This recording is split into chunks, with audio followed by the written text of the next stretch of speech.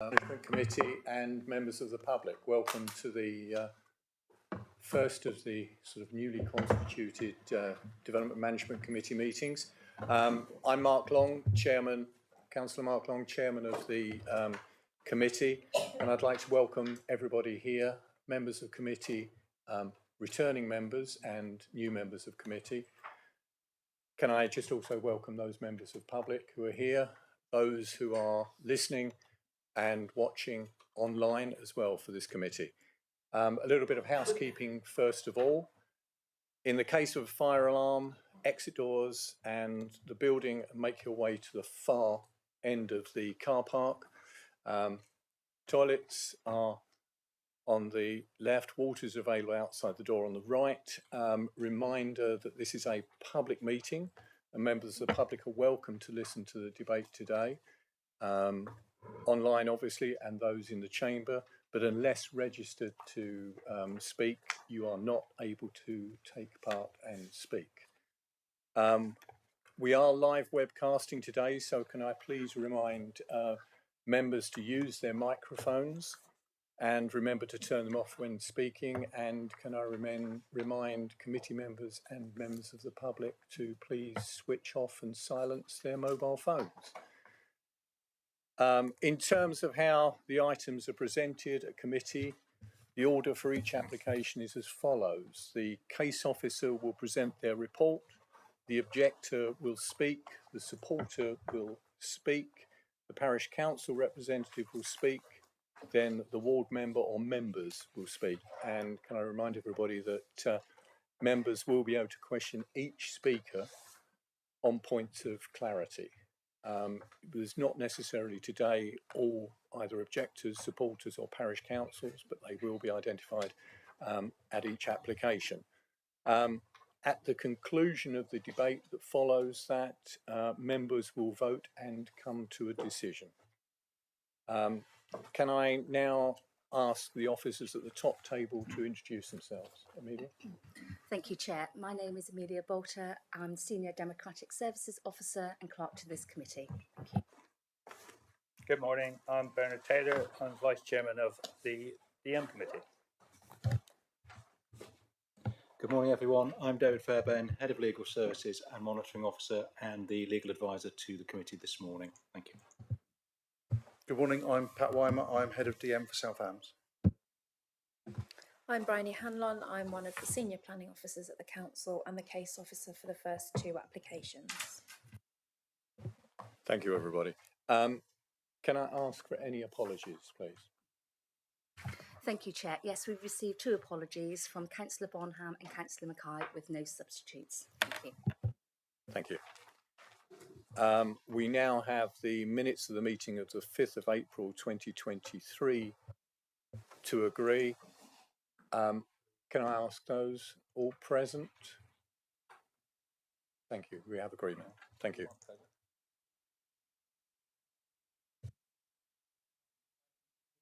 Item 2 on the agenda, urgent business. There are no items of urgent business that I know of. Division of the agenda. I'm not aware of any reason to divide the agenda. And now we have, are there any declarations of interest on the applications before us?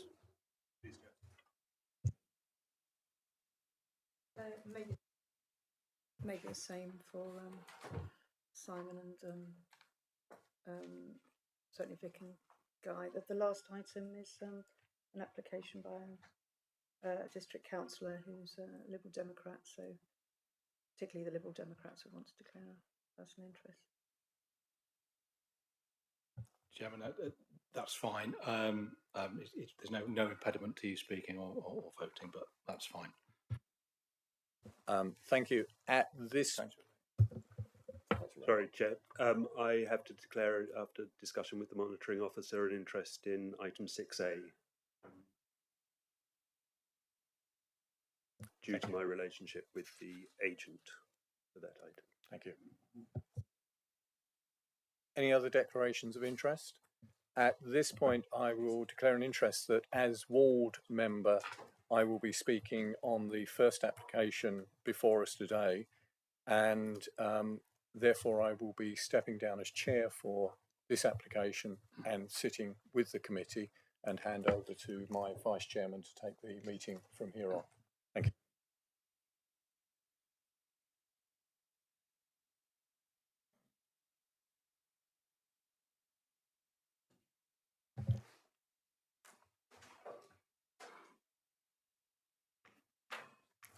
Right.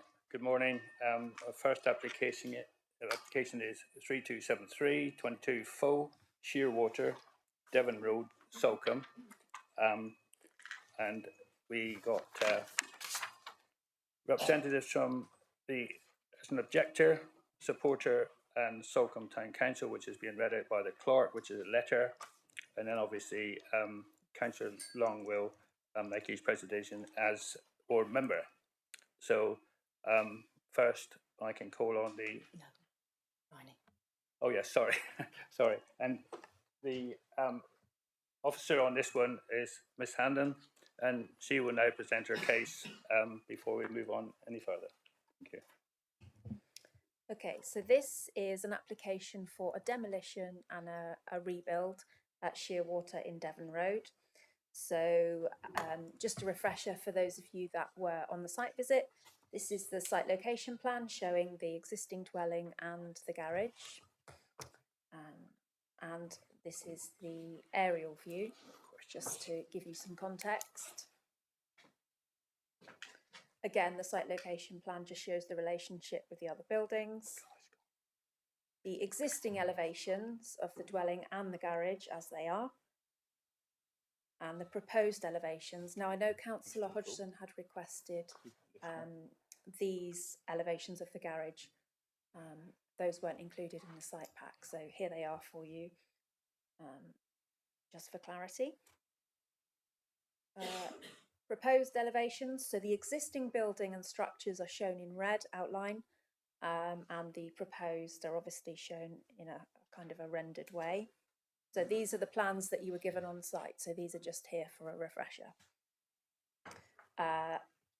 Again, the proposed elevations, committee members wanted to see levels just so that you could work out whether there would be any change from Devon Road. So here are the levels just to confirm heights of buildings, and again from the other side. This is the elevation that you would be able to see from the estuary, again with all the levels marked on, existing building again in red. And then the floor plans, these are again exactly the same ones that you had a look at on site. So the ground and the first floor, up to the second, the third floor, again the existing building outlined in red, and the fourth floor and the roof plan. So these are the proposed sketch schemes. Again, you saw these on site. So the 3D models of what the building is proposed to look like. So this is the view from the estuary, and views from the side, just to kind of give you a bit of context. And up from Devon Road. This is the photo, the view from along Devon Road, and from the other side where we stood at the top of the steps, the existing fence. You've got the existing drive and the garage building below. The view over the existing house looking northeast, and the view south across to East Portsmouth. The view southwest across most of the site. Northeast to see the house itself, and the view north, so this is standing in the terraced garden where we were on Monday. And then some of these photos are now from the boat, so you can see the existing dwelling outlined in the red. And this is a little bit closer up, and that shows the existing building site that we looked at on Monday as well. Now, some members had asked if they could see the plans of what had been approved. While that is separate to the determination of the current application, this is something that members had just requested for clarity. So this is the 2015 permission and the 3D model of what that will look like. Now, the application was submitted prior to the 1st of December 2022, and the enhanced requirements relating to the climate emergency statement don't apply. It doesn't seek to increase the number of dwellings or the number of bedrooms, while we do recognise the contemporary design does usually split public opinion. It is finely balanced in terms of the recommendation, but as officers, we don't consider the proposal would result in significant harm, and the application is recommended for conditional approval. Now, at the site visit, the members had asked for some additional information, and this was provided by the agent. So they had confirmed that the applicant had removed some existing trees that you can see on the Google Street View from 2016. And so views, in their opinion, views have been opened up across the site compared to what they had been previously. And they had also provided this slide for us, and it shows in green the outline of the existing trees as they were, the existing wall and fence, and then in red and blue below are the existing and proposed structures. So that's designed to help you understand the impact of the change in views potentially, and to demonstrate that based on the information that the agent has provided, that nothing will breach the existing boundary treatment.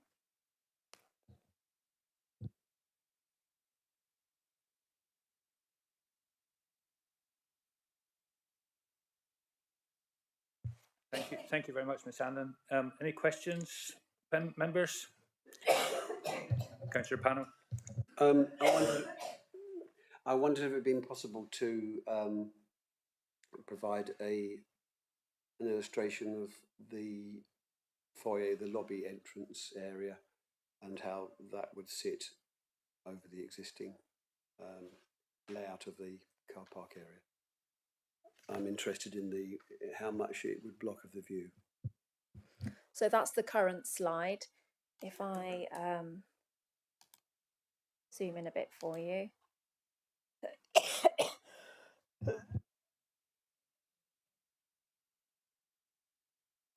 So the green line that you can see is the outline of the trees that were previously there before they were removed by the applicant, prior to the application being submitted. And then below that you can see the existing wall and the fence that are to be retained. And then below that, so if you had sort of X-ray vision and you were able to see below the earth of the road, that shows you the existing parking area in red, and the existing dwelling below it, and the proposed structures in a blue dotted line. Now the lobby that I think you're referring to is in the centre of the image, just underneath the text that says outline of existing parking area on walls.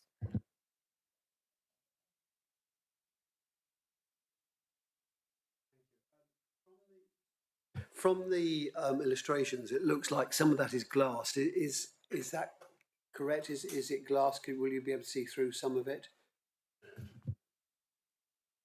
It's my understanding that part of it is open, but I mean, the agent's here, so you can chat to the agent about that detail.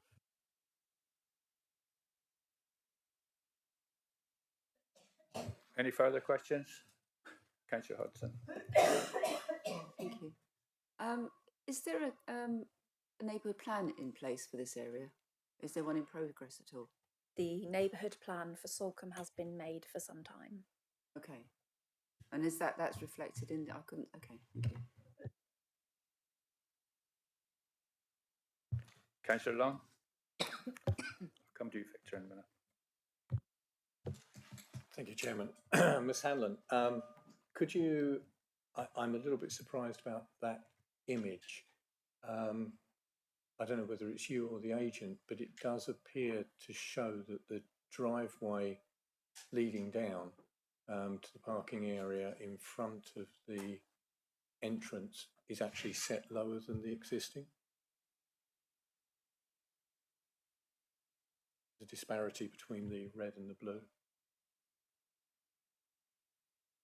I think it does sweep down. Let me just find the levels.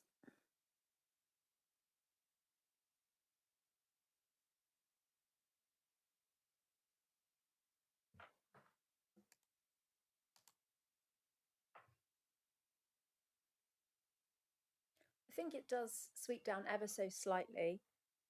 They are making changes and improvements to the parking area, so it would make sense that it was a little bit lower. I was going to ask, there is another side elevation that you went through, which is looking from the other side. Oh, that one, that's it. And whether you could enlarge that a little, please.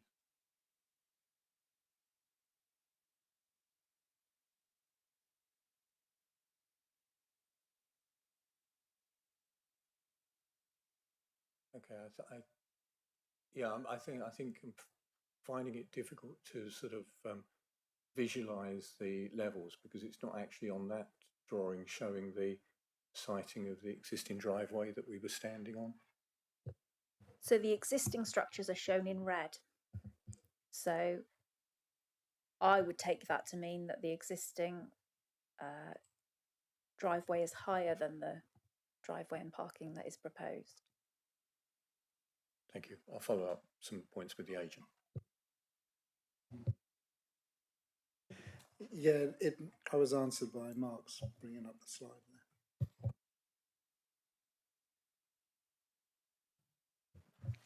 Councillor Callahan.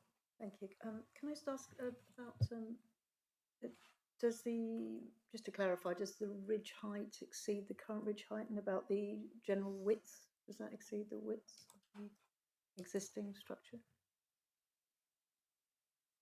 So the ridge height is slightly higher when you consider the ancillary outbuilding.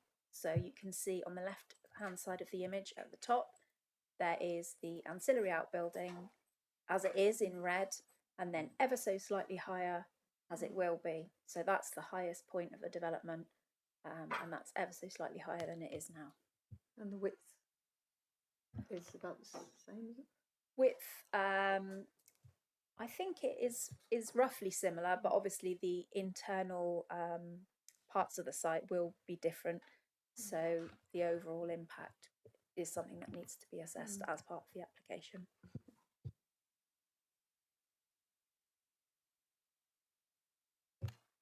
Any further questions before we move on?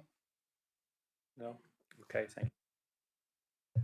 Right, we move on now to the objector, Mr. Chris Watkins.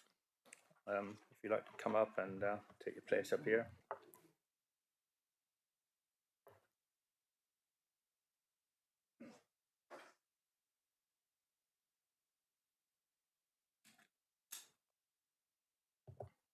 You settle down when you're ready. You've got 3 minutes, sir. Okay, and you will be told when it's the end of the 3 minutes. Thank you. Okay, dear Chair and Planning Committee, may I introduce myself as the developer of the Four Winds site, which is located on the opposite side of the road to the application, which for whatever reason has been blanked out within the planning application report that you no doubt have in front of you. You can see it on the original plan that you showed. We've spent the last 18 months progressing the redevelopment of this site, which, as you are probably aware, stood vacant from 2008 until I purchased it in 2018. And whilst we have no objections in principle to the Shearwater site, my objection is to the scale and massing of the current upper level will have. Currently, when viewed from either Devon Road or the Four Winds site, an expansive view of the estuary and East Portlemouth beaches, in particular Smalls Cove, in its current form, not the existing ridge line, obscure this view, but also the projections of the floor below out towards the estuary will further obscure the visual aspect from both my site and the public highway. Application drawing number 35 deals the proposed northeastern elevation with the existing and proposed built massing. The upper existing orange central sections appear misleading, as this details the driveway in a retaining wall and not that of the existing residential dwelling. This retaining wall does not form any part of the existing residential dwelling, as detailed within the application drawings 31 and 32. Further highlighted on photographs that I have taken and have here for your consideration, which is the view from the road towards the estuary. I would also like to highlight that whilst only one objector is permitted to speak, the other objectors, Mr. and Mrs. Jackson, whilst noted addresses Grenville Road, are actually in contract to purchase one of the two dwellings that I'm currently developing. The intention with the other property is it for to remain under my family ownership, hence this representation. In summary, can I request that the committee take account of the scale and massing objections that have been raised, and in accordance with the Salcombe Neighbourhood Development Plan 18 to 34, where the application site is located within, the character and density policy area B, requiring any new development is not detrimentally impact on the area. This should also include any further applications or amendments to this site. I thank you for hearing mine and the Jacksons' objections and trust that the scheme will be reduced in mass accordingly. Thank you. Thank you very much. If you sit tight for a minute. Any questions of the objector, please? No. Thank you very much, sir.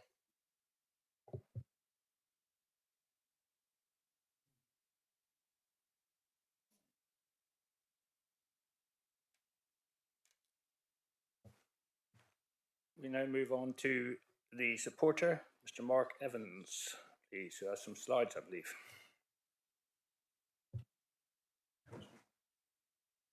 You know the protocol anyway, don't you?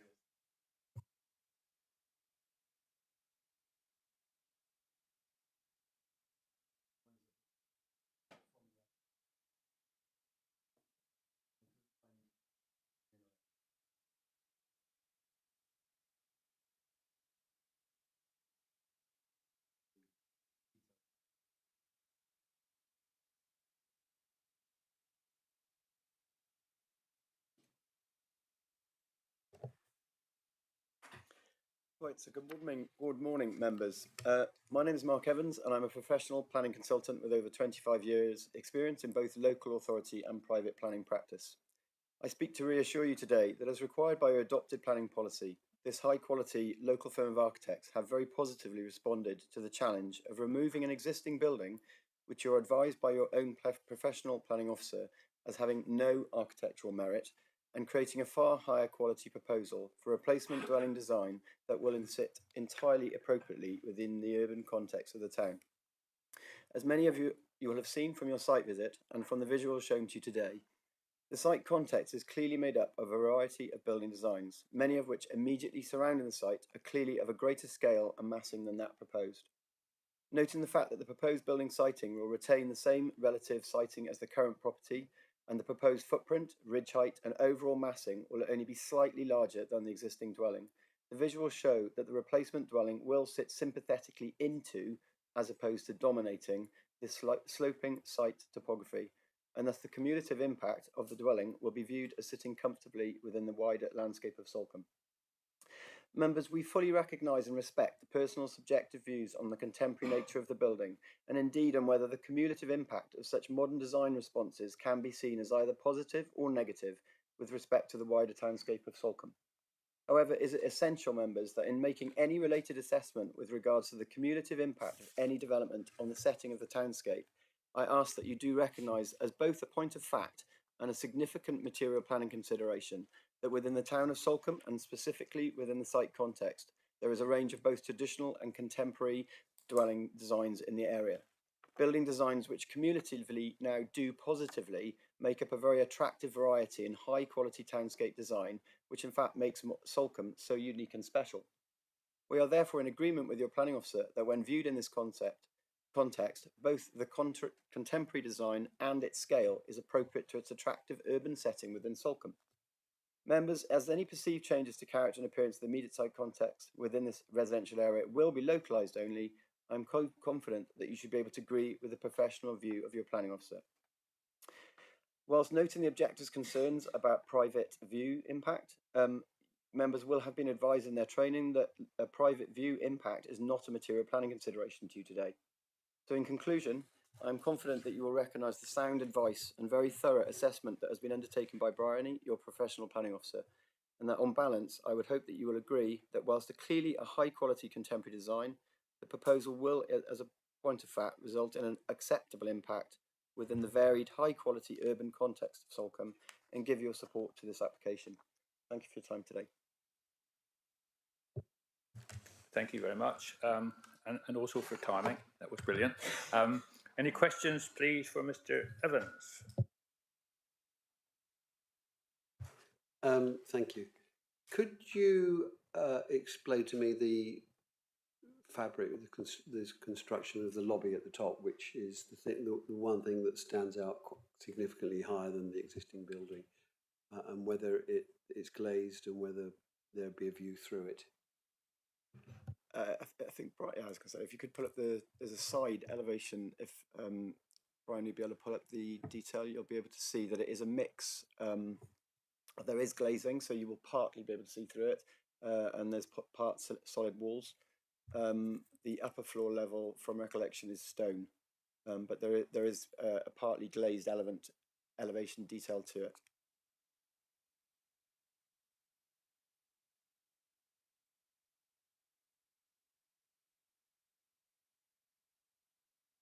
Yes, it does look from one or two of the diagrams that you'll be able to see through that. That's correct, right. Yes. And is that something that you would intend to maintain? Because I think that view across to the beaches on the far side is one of the most attractive points of the view. Perhaps we could, if we are minded to approve it, we could consider conditioning that it continues to be glazed. Any further questions? Councillor Long. Thank you, Chairman. Appreciate the presentation, Mr. Evans. Disappointed in the CGI because they are taken from one angle and it's very difficult to see. I think we did see other views on the site visit on Monday, which I think give a better impression of where they are. I think this doesn't give an impression of the potential impact as has been expressed by others. I wanted to just ask the question about the design and the fact that it is very linear. The materials being used and the fact that, just a sort of question to you for clarity, there was some discussion as to whether the present driveway is dropping in level, because it does appear that way and the officer seemed to indicate that that was the case, but it's not that evident on the drawing supplied. And also to sort of ask the question about the landscaping that is shown there, the tree cover on either side is in fact, correct me, is borrowed from neighbours, so is not part of the curtilage of the property indicated. And if you can just sort of give some clarity around the levels, because obviously the very lowest section, which has the curved viewing area, is very similar to what exists, but are there changes in levels? Because you've managed, by the looks of it, to accommodate 4 levels on the site, where 2, marginally 3, sort of 2.5 exist at the moment. I think if you can sort of give some clarity around the levels that exist there, I'd be grateful.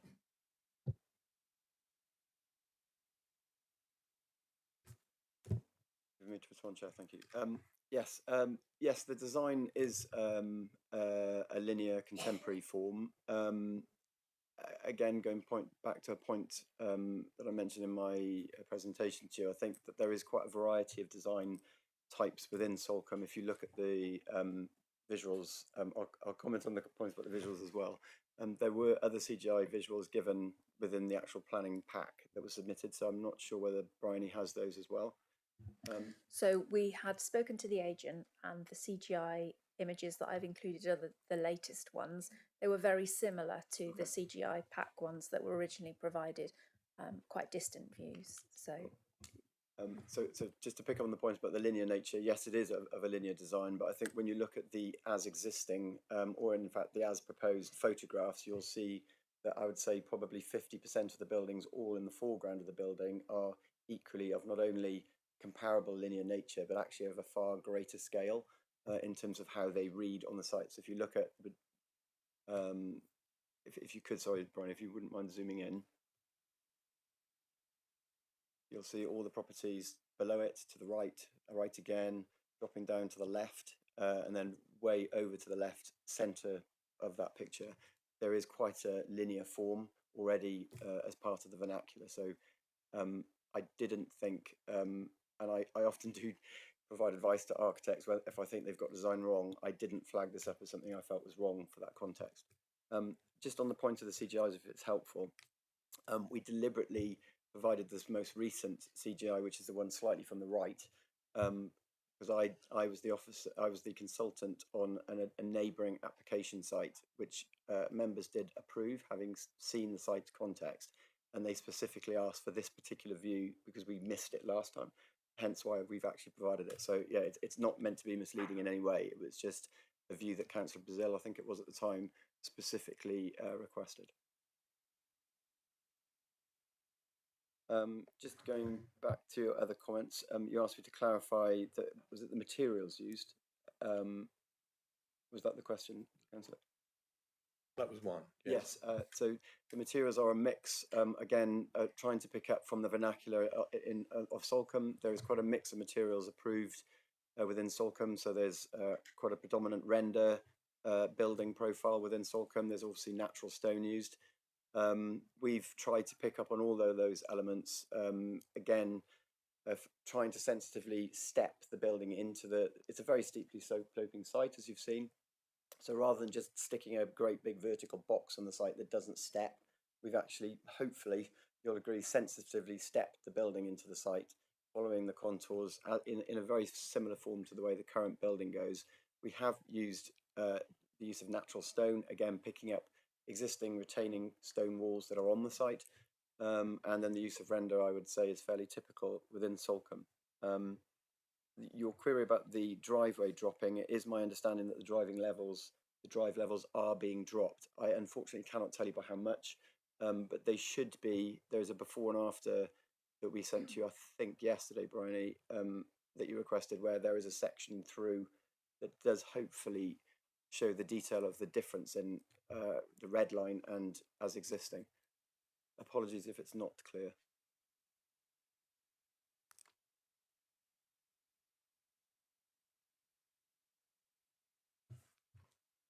As you come into the site, obviously you're looking at the upper level.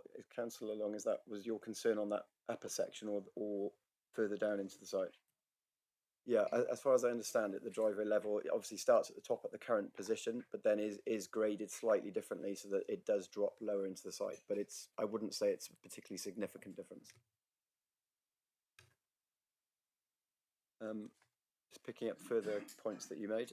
You asked a bit about the landscaping and whether the tree cover is borrowed from the neighbouring property. I have to admit that I don't actually know the answer to that. I'm not sure whether I know we're doing quite an extensive landscaping scheme as part of this development proposal, and I think quite rightly Bryony has recommended a planning condition to you, as I understand it, that will then be enforced on us basically. So we will have to provide the landscaping detail that will be shown to you on that plan, and officers can then agree that. Whether all the trees, I think some of the trees may be indicative of what is on the neighbouring property, but as far as I'm aware, there are also boundary trees going down both sides of the site. You would have seen that hopefully on site. Yes, again, that could be conditioned. The levels clarity, we have also yesterday provided a drawing that hopefully provided the levels clarity. If you're able to zoom in on that drawing, please, that might hopefully answer your question. There's one also with an indicative, the actual specified levels on. Was that given to you yesterday? I think we've looked at those already. Those were the ones where they added the bar down the side. That's correct. Yeah. Yeah. I've got it. That's the one. Would you like that zoomed in, Councillor, so I can explain any more detail on it? Thank you.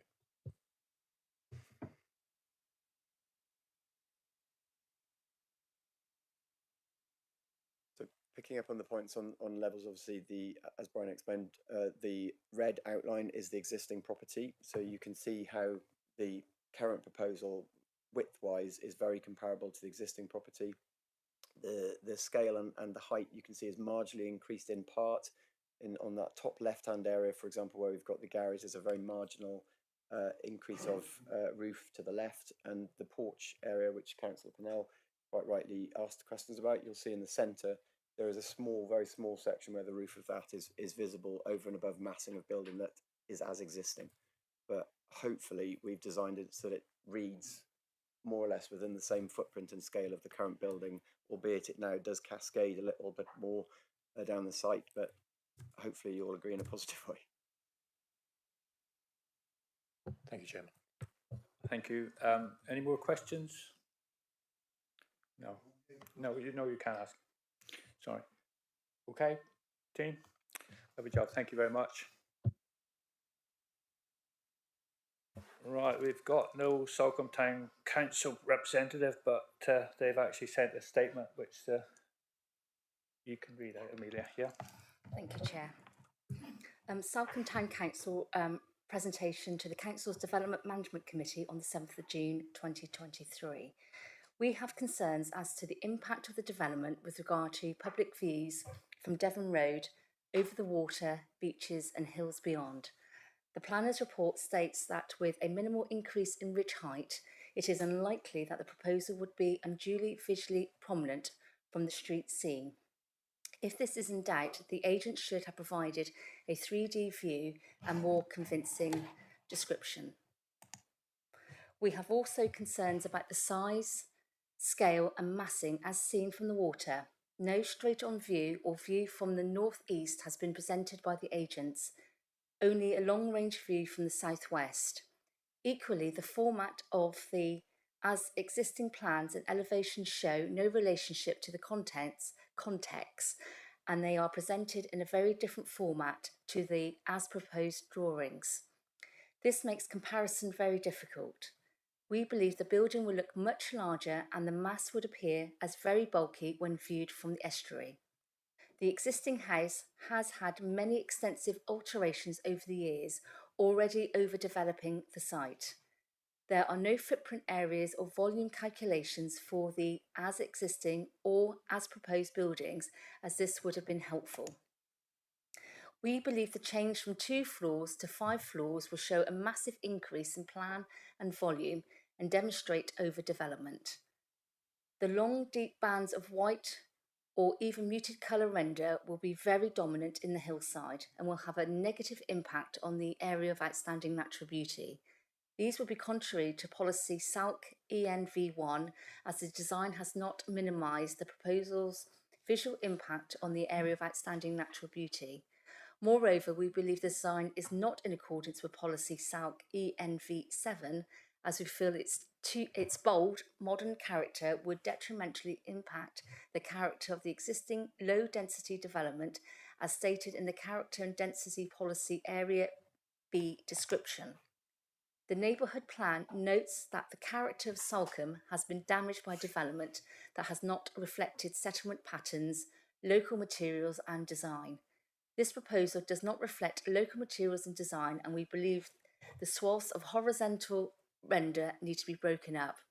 The design will certainly not nestle into or be complementary to its existing surrounding as stated in the applicant's design and access statement. We therefore object to these proposals and urge the committee to refuse the application. Thank you very much. Obviously, we can't ask questions because they're not with us. So I can now move on to the ward member, Councillor Long. Thank you, Chairman. Can I first thank all members who attended the site visit on Monday, both to the site itself, which we managed to walk over and see, and from looking at it from the estuary. I think I hope everybody found that useful to see the context. I think it was also useful because I brought this to committee because of the concerns expressed, and as you just heard from Salcombe Town Council and another resident, about the concerns about the scale, mass and design of the development, but also, as has been expressed by the Salcombe Town Council, on the cumulative effect of developments in the area in changing the townscape. And I think, the agent used, townscape and urban setting and the fact that it's localised. But I think what I want members to do is to sort of, who have listened to this, the points that have been put across today, plus the details that you've seen and the plans that exist, and having viewed the site, to really look and see whether this is, as has been expressed by the Town Council, improving, or whether it has a detrimental impact on the town itself and the overall landscape. And I think also the design as well. So that comes back to the massing and scale of it. And has already been indicated, changing from a basic 2-storey to a 4-storey, falling down the hillside, and also look at the landscape aspect. So at this point, I'll leave it for other members to discuss, but I'd ask members of committee to really seriously look at the design, look at the scale of it, the mass of it, and the potential impact, the cumulative impact of adding this particular development into that landscape and townscape setting. Thank you, Chairman. Thank you very much, Councillor Long. Anybody got any questions for Councillor Long? Right, we can now move into the debate. Anybody want to start this one, please? Councillor Abbott. I'm afraid I've got a question for our case officer. It refers to relevant planning history, which I mentioned during the site visit. So is this the ancillary outbuilding? Yeah. So it had permission in 2001 to be an ancillary office. Oh. Right. Grand. Thanks. So since I'm on, Salcomb's changed. It's not what it was, and this is another building in what is becoming the vernacular, I think. It's hard even to see that there's going to be much of a change in view, a public view, from the road. The view is restricted by the boundary wall and the boundary fence, which is further along, and those views are going to largely remain, where you can peek through at the top corner, or maybe over the house itself. The point that Councillor Pannell was raising about the carport, I suppose it is, at the top. It's true. That's the major effect, the takeaway from the view that you can see through the entranceway.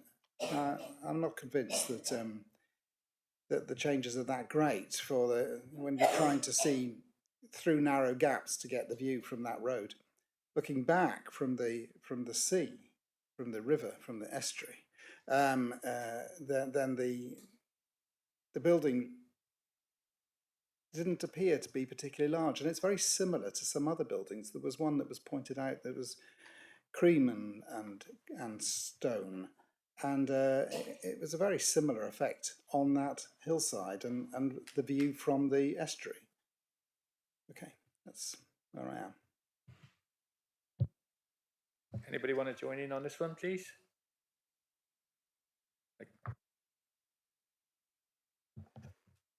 Thank you, Chair. Yeah, it's just really hard with all these developments in Silcombe, which are so extraordinarily large and apparently family homes. I mean, this reads as really as like a hotel. And the problem is, when we were looking from the water, which I thought was really a good visual position, and using our imagination, and obviously there's there's the reorientation to some extent as well, which is going to affect the visual impact because it's becoming full face onto the water, right angles, rather than slightly sort of turned. It's impacting that line that's there where the others are all still in that other line. But also it's just the sheer sort of overmassing and scale and all this glass. It's absolutely huge. And the other point I wanted to raise was about the ecology. This will require a licence from Natural England in order to move the bat roost that's in the current building. I can see that there's been, proper surveys have been carried out and recommendations, and that is in the conditions.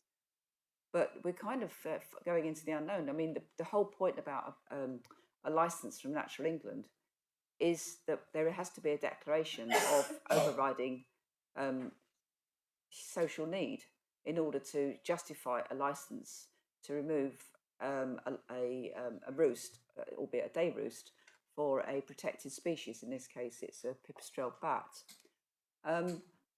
And generally that's used when there's affordable housing being delivered, which is what we would have down as a need, as opposed to this, which is a much larger luxury home.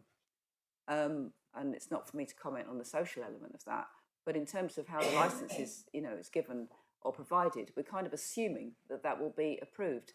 And the thumbs up from this committee approving this development will sort of be fitting in around that whole narrative that this is actually a necessary development as opposed to, or redevelopment, as opposed to, where do we draw the line on looking after our wildlife? This is protected species. This local authority has a duty of care. And I understand, of course, that any redevelopment on that site is going to remove that roost. But are we redeveloping at a scale that is also taking away the habitat of those animals? That isn't really referred to in the ecology reports. But these protected species of bats, they don't just roost; they actually forage. And of course, this area, increasingly, the bigger this whole development is, the greater the loss of its foraging potential as well. So I question that the sort of necessity of the scale of this development, and I think there is a fair amount of substantial impact, landscape impact of this, what I would call overmassing on the site. Have you had any other comments? Yeah. Councillor Callaghan. Thank you. Just to echo, I would have some concerns about the mass as well, and hearing, for example, concerns from the towns and villages take a long time to put together their neighbourhood plans, and obviously they should be listened to when they've been made, and they do have concerns about the character of Salcombe and the cumulative effect of these linear types of buildings. So I mean, I can see that it's not much higher than the existing, but it does have that block effect, and we've been told that there are already these similar types of block effects, some of them much larger, but that's not to say necessarily you want to cumulatively repeat them. And I do have some sympathy with the argument that it should be broken up, and that the mass and scale is too large. I'm afraid I wasn't able to make the site visit, but I do know the area somewhat. So I do have some sympathy with that argument, and this sort of full length of glazing as well. And you know, concerns about light pollution I know have been raised too. It's, to an extent, it's rather subjective, I suppose. You know, traditional character and new design, but you know, we could be marching towards much more of a uniform looking area, which isn't necessarily, you know, what might be desirable. So yeah, just some of my thoughts on it. Councillor Panel. Thank you. I understand and sympathise with the concern about the bats, but that's not really a matter for us to decide. That would be down to the authorities that would grant the licence for that to happen. It's not really a consideration for us. I don't think this design will have very much of a detrimental impact. In fact, I agree that the existing house is not of much merit. It's clearly been added to and expanded over the years, and I wouldn't say it's a fantastic design. And I do quite appreciate the way this proposed design sits into the hillside and the use of the materials to break up the mass of it. My chief concern was the lobby at the top, and if there are glazed elements in that which allow the view from Devon Road to across to the beaches on the other side to be maintained, I would ask that we condition it that those glazed elements are protected. But on balance, although I understand some of the concerns, I'm prepared to propose that we approve the application in accordance with the officer's recommendation. So you're proposing approval. Thank you. Mr. Long. Yeah, have we got a seconder for that, please? Right.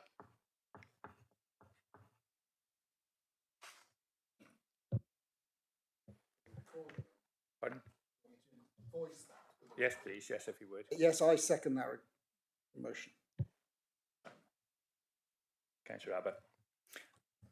Councillor Long, would you wind this one up, please? Thank you, Chairman.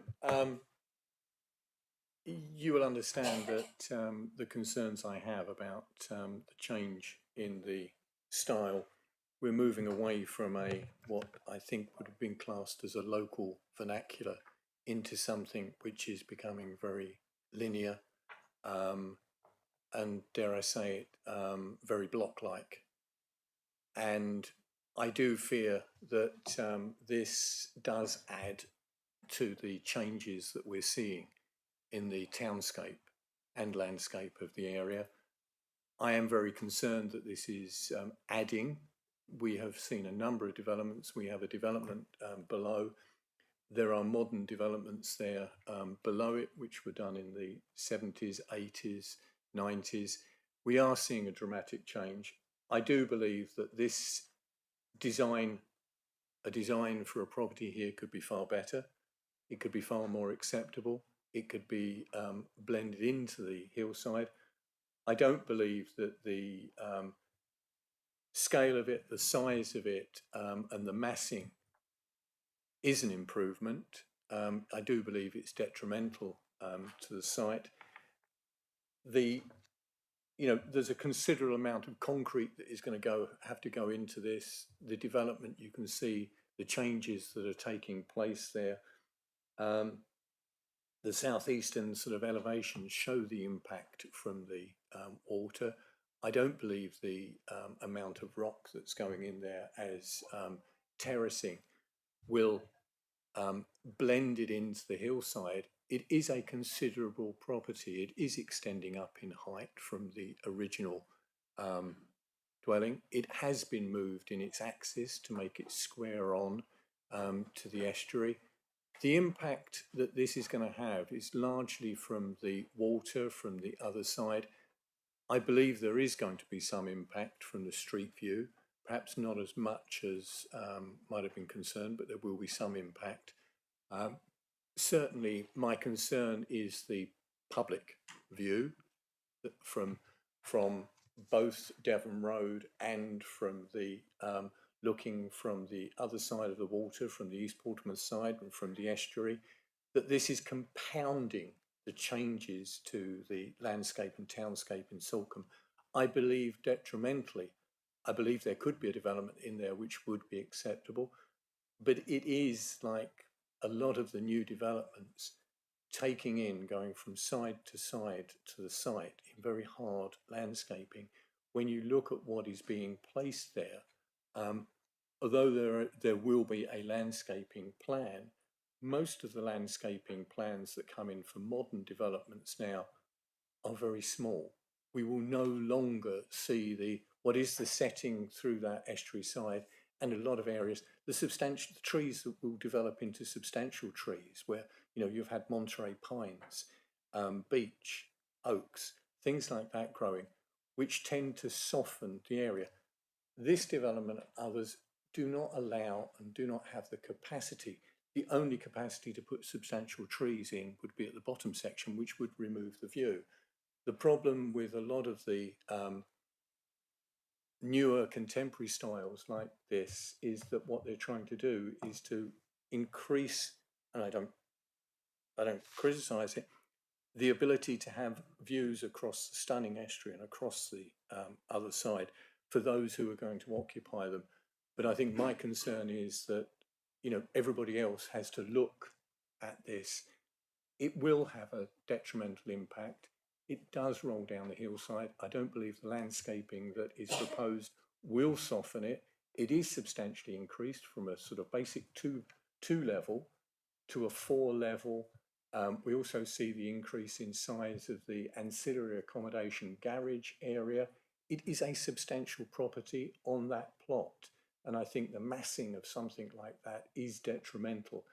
And I will come back to it that there comes a point in a townscape and when and that we have to say enough is enough, and say that we need a more sympathetic development here. Not necessarily, it doesn't have to be a pastiche of a Victorian, Edwardian or anything like that, but to start to use the terms that it's part of the vernacular. I would find it depressing if this became the vernacular for the town that I live in, of this square, very block-like render and glass. And I am seeing it, and we are seeing quite considerably. It's obviously, architecture is subjective. I have friends of mine who will criticise me for what I'm saying about this, but it's my view. But I think what we're looking at here, and it's been expressed by the town council quite clearly, about the concerns, and I quote the neighbourhood plan, which was worked on very extensively by residents, second homeowners and others, that there was damage by development and it wasn't reflecting the settlement patterns, local materials and design. And I think this is one of another development, and I think this is just another development too far. I argued against a development further up the road, which again, changed quite dramatically. I think there comes a point when we have to say enough is enough, and I'm afraid I am saying this, enough is enough with this. And there are others that were allowed, not on my watch, planning permission, which started this, and I would not want to see this trend continue. I believe this does go against, as has quite clearly been said, the Salcombe Neighbourhood Plan ENV1, ENV7. And I'd also say, the officer indicates that it is considered to accord with provisions of Dev 20, Dev 23. I believe it is contrary to those, as you would expect from what I've said. I respect the officer's view on it, but the officer did say it was finely balanced, and I believe the fine balance is that it's the wrong development on this site and better could come forward. Thank you, Chairman. Thank you very much, Councillor Long. That was quite a good speech, if I may say so. Nothing less I would expect from you. Right, I believe if everybody's had their say, we can now move into the vote. And we got a proposal for approval. So can I have show of hands for all those in favour of approval, please?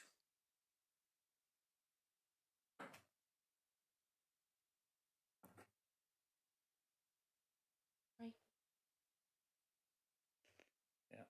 All those against approval? Six.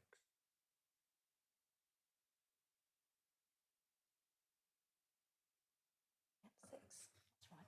Right. Oh, that's 6 against and Yes. 3 for. So that application is, sorry. Yes. Chairman, now you need an alternative proposal setting out the grounds why, on the reasons why, or an alternative proposal anyway, to explain why. Okay. Yeah. Councillor Long, would you like to? Chairman, yes, if I can, please. I would start by saying that the design, massing and scale is contrary to the neighbourhood plan, but is also contrary to the provisions of Dev 20 and Dev 23. And I'm sure the planning officer will correct me on those, but I think it does come down to style and design, and I think the massing on the situation, and I think also the potential impact on the negative impact on the townscape, which comes under the Salcombe Neighbourhood Plan ENV7 and Salcombe B1. And I know they escape the elements of our environmental and sustainability requirements, but I would also challenge as to whether it does actually meet the sort of our environmental concerns with sustainability as well on the build.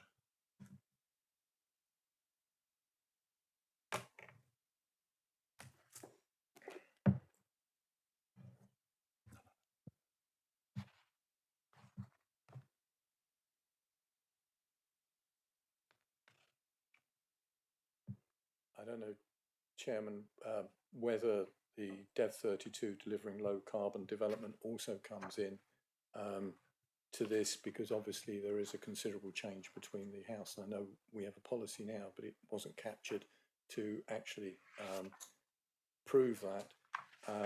I think also there's the element that comes in, as Councillor Hodgson, it's very minor, is to sort of how the new development impacts the protected bat species in the area and the habitat around there as well.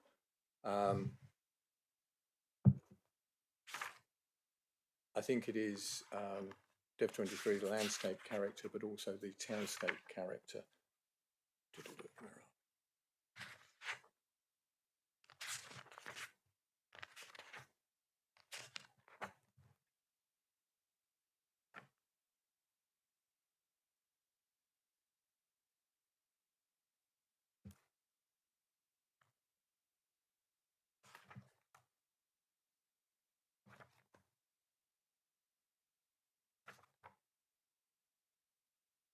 I'm missing.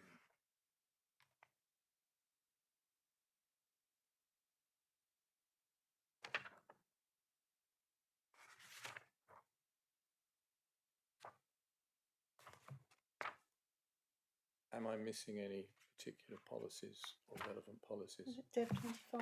Did you say Dev 25?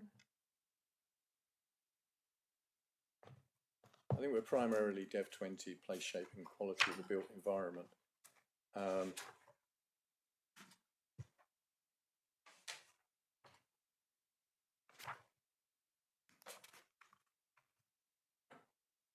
And we're also, you know, I think the landscape character as well comes into it as well. But I think Dev 25, we are within the AONB. The town is itself in the AONB, and I think the the policies of the neighbourhood plan are very important as well. And I think the fact of they talk about design and the low density, and this is not fitting with that policy. Councillor? Yes. Thank you. Right, Mr. Weimer. Okay, I'll take the last two first, and then come back to the primary reason. I understand what Councillor Hodgson's concern around the bats and the habitat. I think the struggle that the authority will have in defending any challenge is that we've got ecologists saying that it's acceptable. So how we would then argue it's unacceptable when the ecology advice we had is that it's acceptable, I think might be a challenge, but that's for members to consider. Can I do all points first, if you don't, with respect? I think I personally wouldn't support a Dev 32 argument. It would be completely different if the application had been submitted post the climate emergency planning statement, but it didn't, and that statement was quite clear that it wasn't a retrospective. It was only dealing with applications moving forward. So I don't personally, I wouldn't support that, because I think it came in too early. I understand what you're saying, and I believe you're correct in terms of Salcombe Neighbourhood Plan, ENV1, ENV7, Dev 20, Dev 23. Dev 25 will apply if members believe it does have an adverse impact on not just the townscape and the townscape and the landscape sort of localised around the site, but if you think it has a wider adverse impact on the area and B, then Dev 25 would be appropriate. I think I'm right in saying that you said that design, massing and scale is contrary to policy and has an adverse impact on, let's say, the townscape and the landscape. What I think we need to go in the reason refusal one step further is, what is it about the design, massing and scale? Because if we just had a refusal, the design, massing and scale is inappropriate. I don't think an inspector is going to understand from that basic wording what it is you're concerned about. Now, I know when you were talking to the committee, you were talking about things like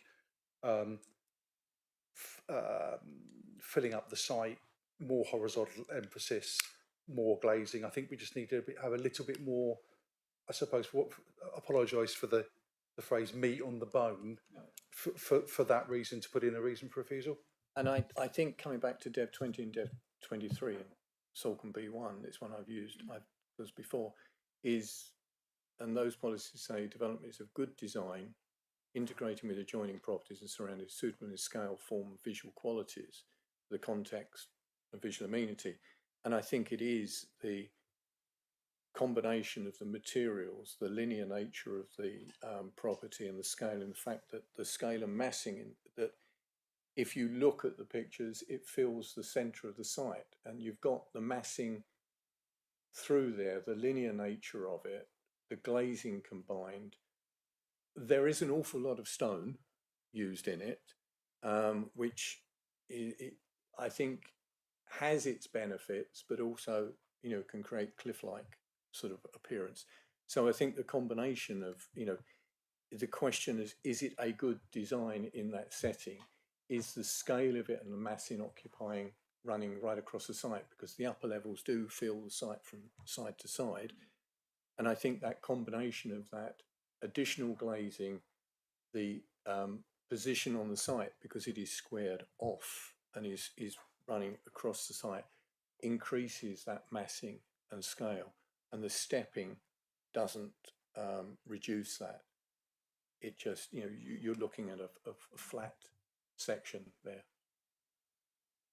Yeah, I think that I did mention the orientation, because the existing building is at an angle and this is squared off on the site, which I think combined with the width of it across the site as well. So would you want to add to design, massing, scale and siting if we're talking about the change of the orientation? I think it's the siting and the context on the site. Yeah, so to specifically have the word siting added to the reason. Yeah, okay. Yeah, so the ecology report recommends that an EPS is sought. It needs actually an approved license, protected species license from Natural England, and so we can't assume that that's actually going to be granted. That's not it's not like the ecologist saying signing it off. There is a further stage, and so therefore there is an unknown, and there is a concern around the impact on species, on a protected species. So I think it's worth raising, because that, as I said earlier, is one of the requirements of that is there's 3 tests of whether or not that's actually provided, and one part of that is social need, and I can't see that increasing a building to this scale for a single family home meets that challenge. That's the point I made. Mr. Weimer, is there also, I did discuss about the landscaping. I don't know whether that's captured, because obviously the setting is fairly green, treed in certain areas, and we are losing a lot of trees in the past. And whether the inability or the scale of the landscaping is an issue. Because for me it is, because the landscaping is going to be relatively minor in terms in not putting back what are the local vernacular of substantial trees in the area. I think, Councillor, I'll come back to your point in a second, but well, I think when viewed from the other side, or when viewed from the estuary, this site does sit within almost a landscape band, rather than, albeit that this site is already there, but it sits in a landscape band rather than a band of properties which is kind of a below and above. So are you saying as a second reason refusal, or part of the same reason, that the scale and mass of the proposal does not leave sufficient space to allow substantial landscaping, and that in itself is then detriment, that in itself causes harm to the existing character and appearance of the site? Yeah, sorry, character appearance of the townscape, or I think that's a slightly different reason. It's a secondary. I think so. Okay. Councillor Hodgson, I absolutely agree with you that when to take any act, to do any works to an existing roost, needs to have a licence from Natural England, and I also agree with you. I don't think, I'm not sure whether the word is social benefit. I think it might be public benefit, but I'm splitting hairs, and I apologise for that. But my understanding is that's the test that Natural England have to satisfy themselves, that there is a public benefit, and I'm not sure that that's something that we should put as a reason for refusal on a planning application, given it's covered by other legislation and a different public body gives that permission. If I could just cite the NPPF point 177. The presumption in favour of sustainable development does not apply where the plan or project is likely to have a significant effect on a habitat site, either alone or in combination with other plans or projects, unless an appropriate assessment has concluded that the plan or project will not adversely affect the integrity of the habitat site. Removal of a roost, it's not like they're just working around a roof with where a roost is maybe going to just be observed and kept set secure while the works are being done. This roost is being lost because it's a demolition of a house. The property, it's the main property that has the roost. If members want you've had my advice. If members want to have that, read that as a reason for refusal, then it's a member decision.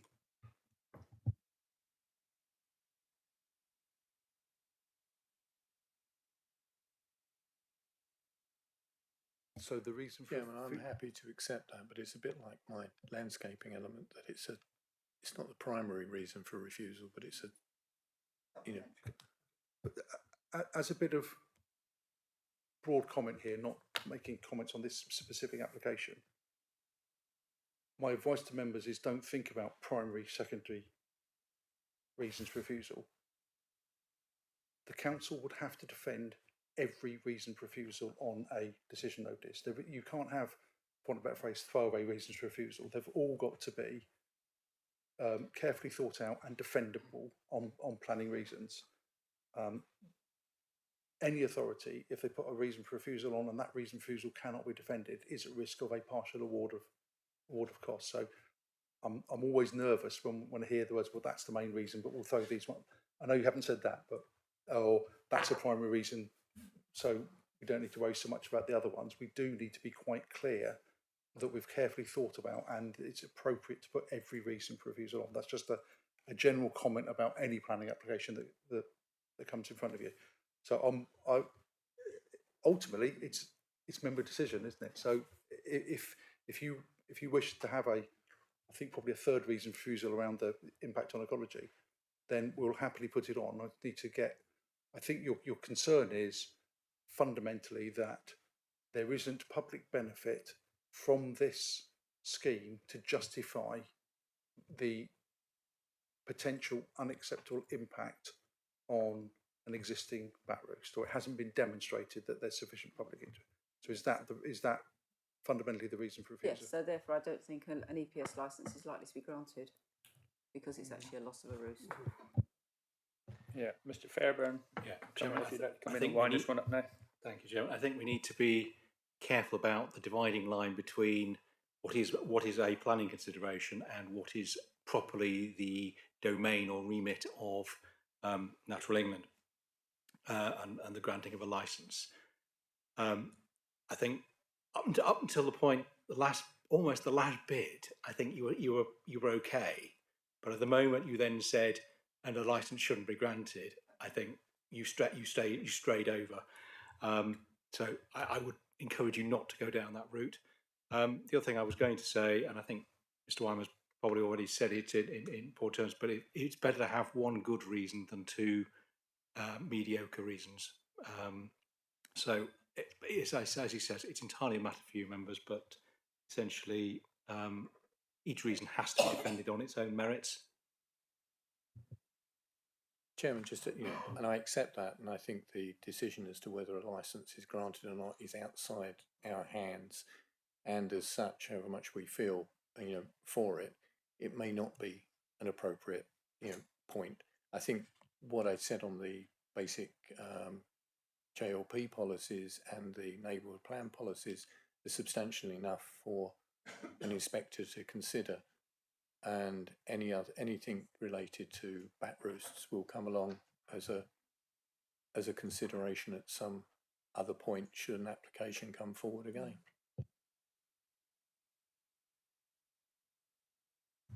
Right, thank you very much. Are you happy? I am, but just for clarity, so it would be design, massing and scale and siting contrary to EMV1, EMV7, Dev 20, Dev 23 and Dev 25. There would be a second reason around the landscaping loss of and not most efficient, and then a third one around the impact on ecology. When someone makes puts a motion forward, my suggestion is that is a delegated decision to allow the reasons for refusal to be completed and then agreed by chairman, proposer and seconder before the decision goes out, rather than, because I think you need to just see what the final reasons are to make sure you're happy with them. Agree with that. Happy with that. I'm not even sure I don't think it's been proposed yet, has it? I'll propose that. That's right. I think the point was to tease out your reasons and then to come with somebody saying, well, that's what I'm proposing. Chairman, I was waiting for Mr. Weimer to sort of reach that conclusion. So happy to propose that.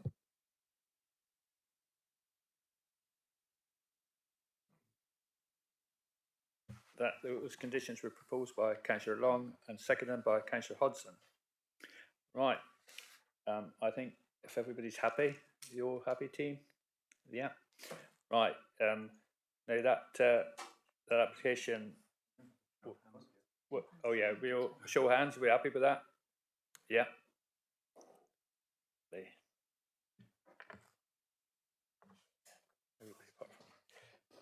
Okay, now I can. No, against. Oh, against? Yes. God. One against. Two. Oh, two. Two now. You're slow putting your hand up. Sorry, Victor.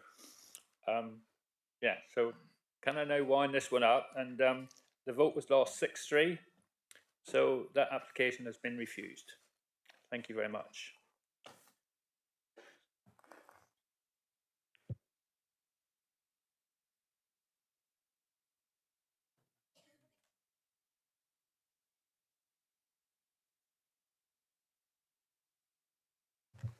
Right, we can have a 5-minute break now for those people that wish to have a comfort break, okay?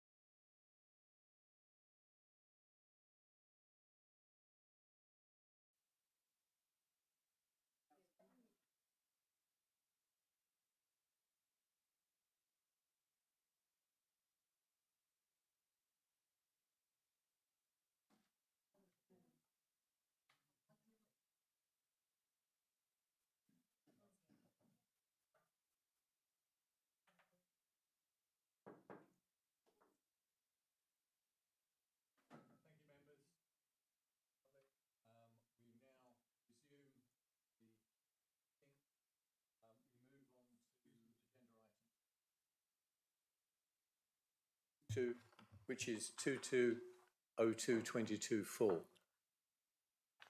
I can welcome everybody back, and if at this point I can hand over to Ms Hanlon, the case officer. Okay, so this application at Churchstowe Lodge is for the creation of a new dwelling within the garden of Churchstowe Lodge. So this gives you the site location plan, and that's marked with the red hatching. Now, Churchstowe Lodge is on the left-hand side of that site, and the new dwelling will be sited on the right-hand side of the site. Now, this map was requested by the chair, and this shows the location of listed buildings within the vicinity of the application site. Now, those of you that are familiar with Churchstowe will know that the church can be seen from the road, and that's a grade 2 star listed, and that's shown in green. And then there are a number of grade 2 listed buildings and structures, and those are highlighted in red. And this gives the aerial view, just to kind of give a bit of context. The site location plan, so there is an existing dwelling there, and there is also a single-storey garage, and that's the second smaller structure you can see. This is the proposed site plan, which I will just zoom in on a little bit. So you can see the dwelling from above. There is a new access, and there's also a parking area to the rear of the dwelling. The proposed floor and roof plans are shown here. So it's a 2-storey dwelling with some of that accommodation provided in the roof. And then the elevations, so you can see it's a fairly simple form with Juliet balconies on the north elevation. And these are sort of 3D sketches that the agent has provided, just so that you can see what the dwelling will look like if approved.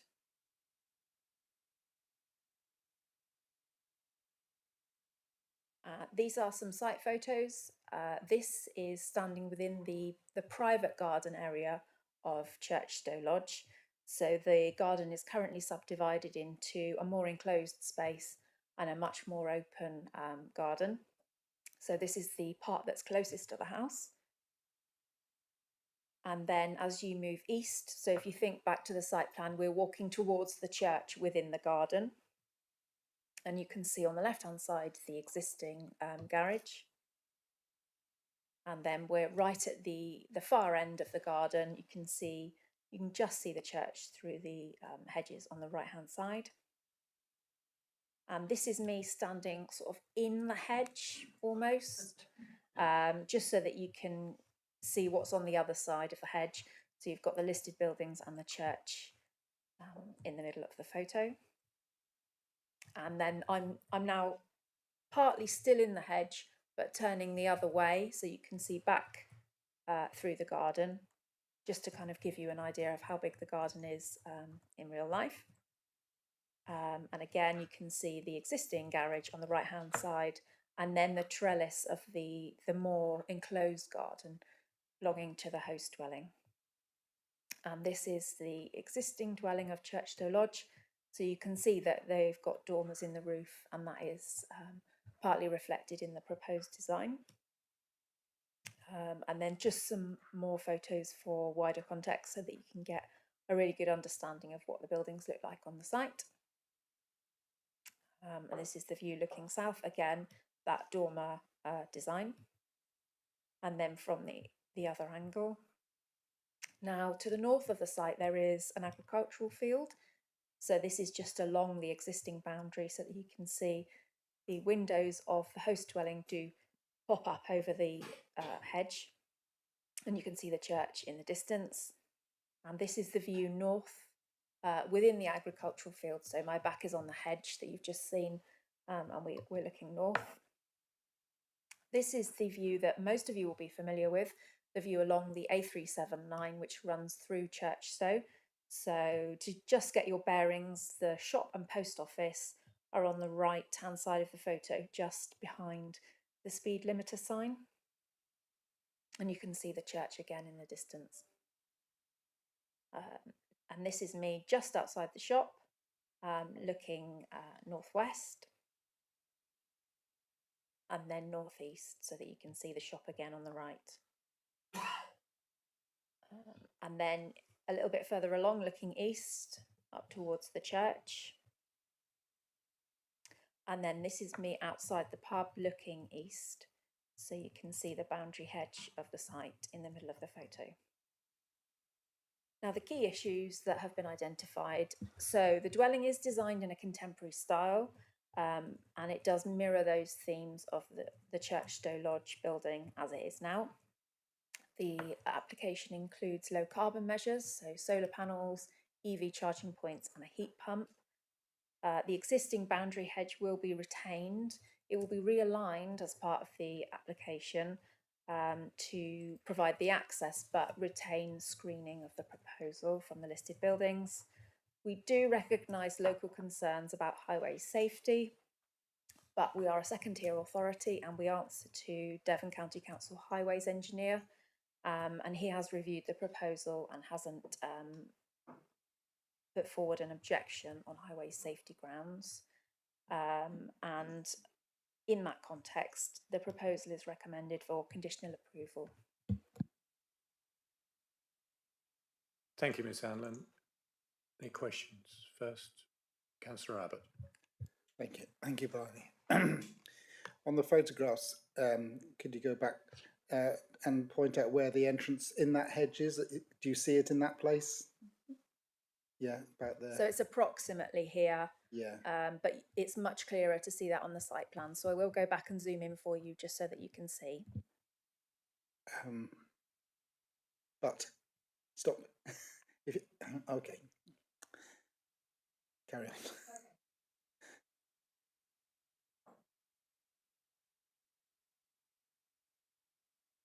Yeah. With the shop on the right. No, so I think the shop is a little bit further along, and these are the dwellings that are. Oh, with the lay-by where the cars were parked. Well, it might not have been a lay-by. It was. It's not was really a lay-by. road. It's an indicative footpath marked with a white line. Okay. My other one was that having seen the current house, which were later in the display with the dormer windows, can we go back to the proposed one to see similarity with that? Do you want to see the plans and the 3D images, or just the 3D? The 3D image, yeah.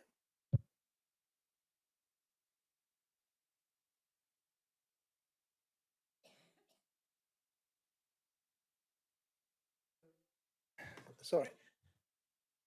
So is it at right angles to the road then? Because the driveway comes in from the main road and do you goes want to up see the site plan again? So like I'll talk you through again. So if we look at this image, oh, okay, I'll just zoom in. So the A379 runs along the bottom of the image. The road will then have a new access created. The cars will park behind the house at the north elevation. Okay, so the dormer windows are facing north, yes. Whereas on the existing one they're facing south? They have both north and south dormers on the existing dwelling, but the proposed they're only on the north. Thank you. Any other questions? If there are no other questions, thank you, Ms Hanlon. Can we move on to the supporter, Anthony Puncher?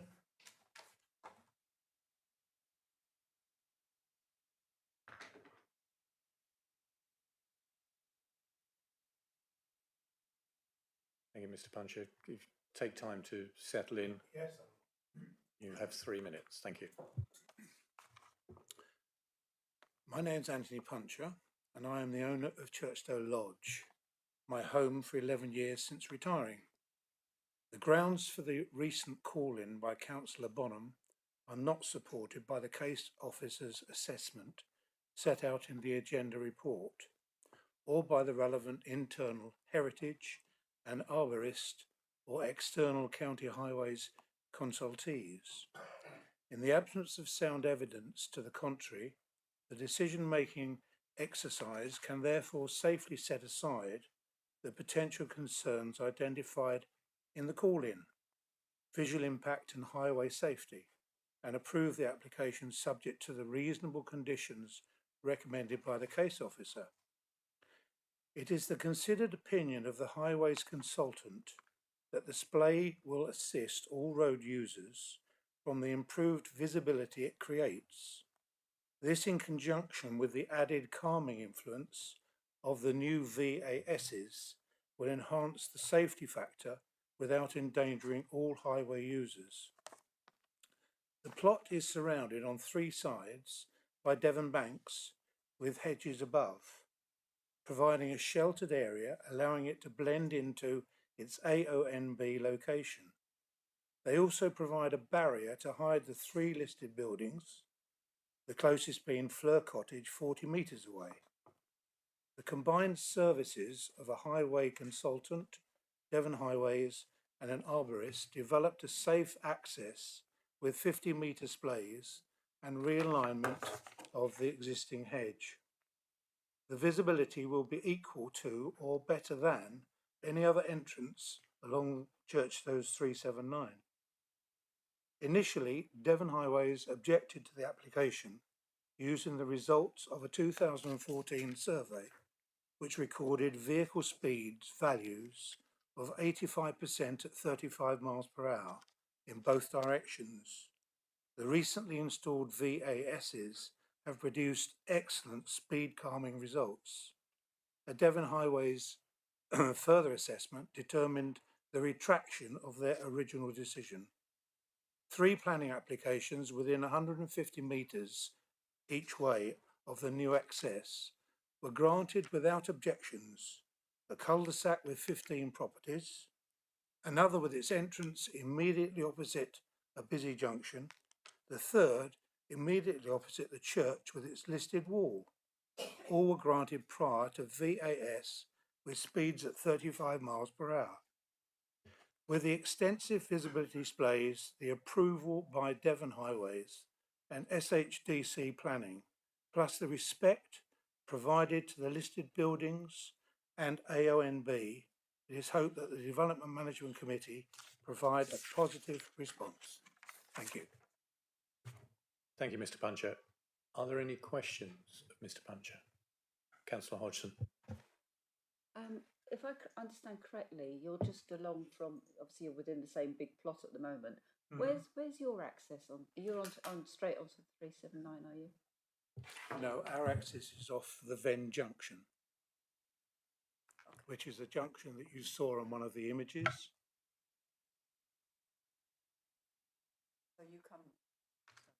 So you come round the back? Yeah, that's Venn Junction. Yeah. You come down there before you turn left. Our gates are on the right-hand side. Okay, so it's just, you're just up there. You can just see the hedge, which is our boundary at the back on the north side. So my question is, there's no alternative access for this property potentially could have shown. Okay, thank you. Mr. Puncher, I do have one question and hopefully you can answer it. Obviously, there is a substantial bank and hedge that runs along that road, and I know it well, travelling back and forth through there. The intention to create the entrance, how is that going to be created? Are you physically dragging the existing hedge back, or is it expected that it will be a new bank and new planting? Well, no.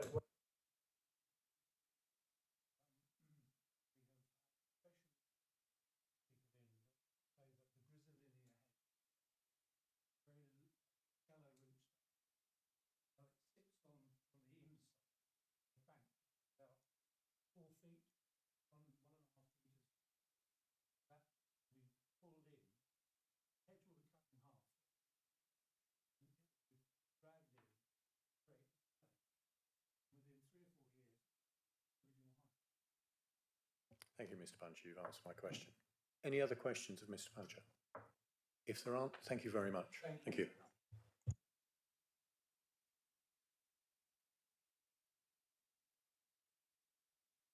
Ms. Bolter, we have a statement from Councillor Bonham. Thank you. Thank you, Chair. Right, written comments on Churchdoe Lodge from Councillor Lee Bonham, Loddiswell and Atherton Gifford Ward. I hope that the following comments on application 2202/22/4 Churchdoe Lodge, Churchdoe in my ward can be considered at the DM committee on the 7th of June. I have a number of concerns. Firstly, I note that the site is inside the area of outstanding natural beauty and in a village not listed as a sustainable village in the TTV section of the JLP as outlined on page 242. The JLP makes clear that DEV 25 applies in this case. As noted by the officer's report, DEV 25 requires substantial weight will be given to natural beauty and conservation of wildlife and cultural heritage. Unfortunately, this development requires the removal of part of the hedge and Devon Bank in the centre of Churchdoe along the side of the A379. This seems to me to be an element of natural beauty, a cultural asset in the village and wildlife asset. I am concerned at its proposed removal. Secondly, the Kingsbridge, West Alphington and Churchdoe Neighbourhood Plan notes a protected view, CV6 from green space in Churchdoe, along the A379 westward, which includes the said Devon Bank and hedgerow. The policy KWAC ENV4 in this document says that the quality of these views within the settlements should be safeguarded. Removal of the hedge would contravene that, I believe. Thirdly, the officer's report notes that DEV 25 requires developments to conserve and enhance natural beauty. The report accepts that the application does not offer any enhancement. Therefore, it seems to me that the policy DEV 25 is not met. That's the end of his statement. Thank you, Ms. Bolter. As Councillor Bonham is not here, I'd like now to move on to debate. Apologies, I think there was...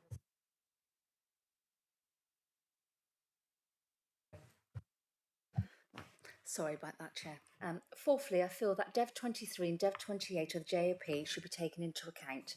DEV 23 requires developments to conserve and enhance valued attributes such as hedgerows that contribute to the character and quality of the area.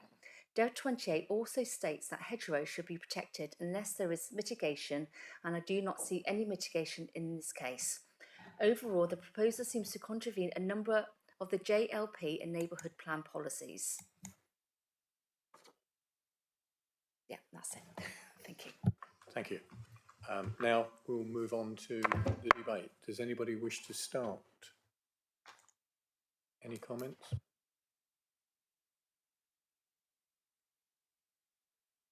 Councillor Hodgson.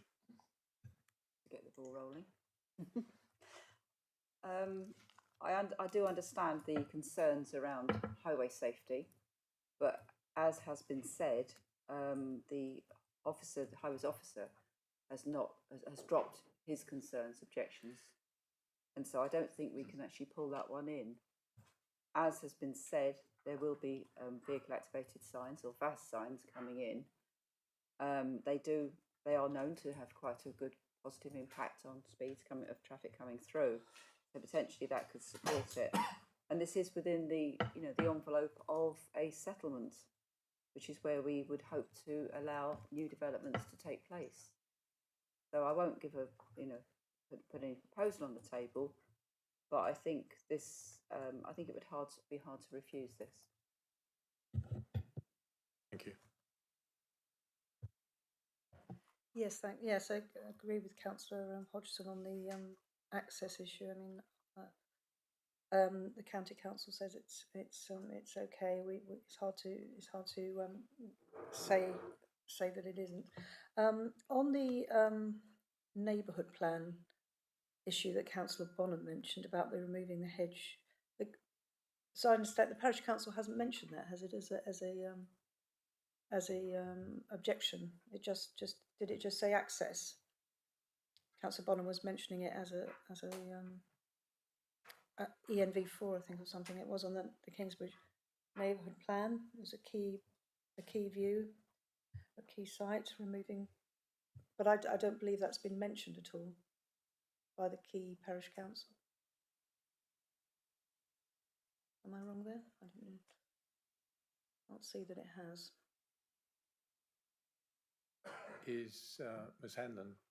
The Churchstowe Parish Council, isn't it? Yeah, their main concern was highway safety. Yeah. Okay.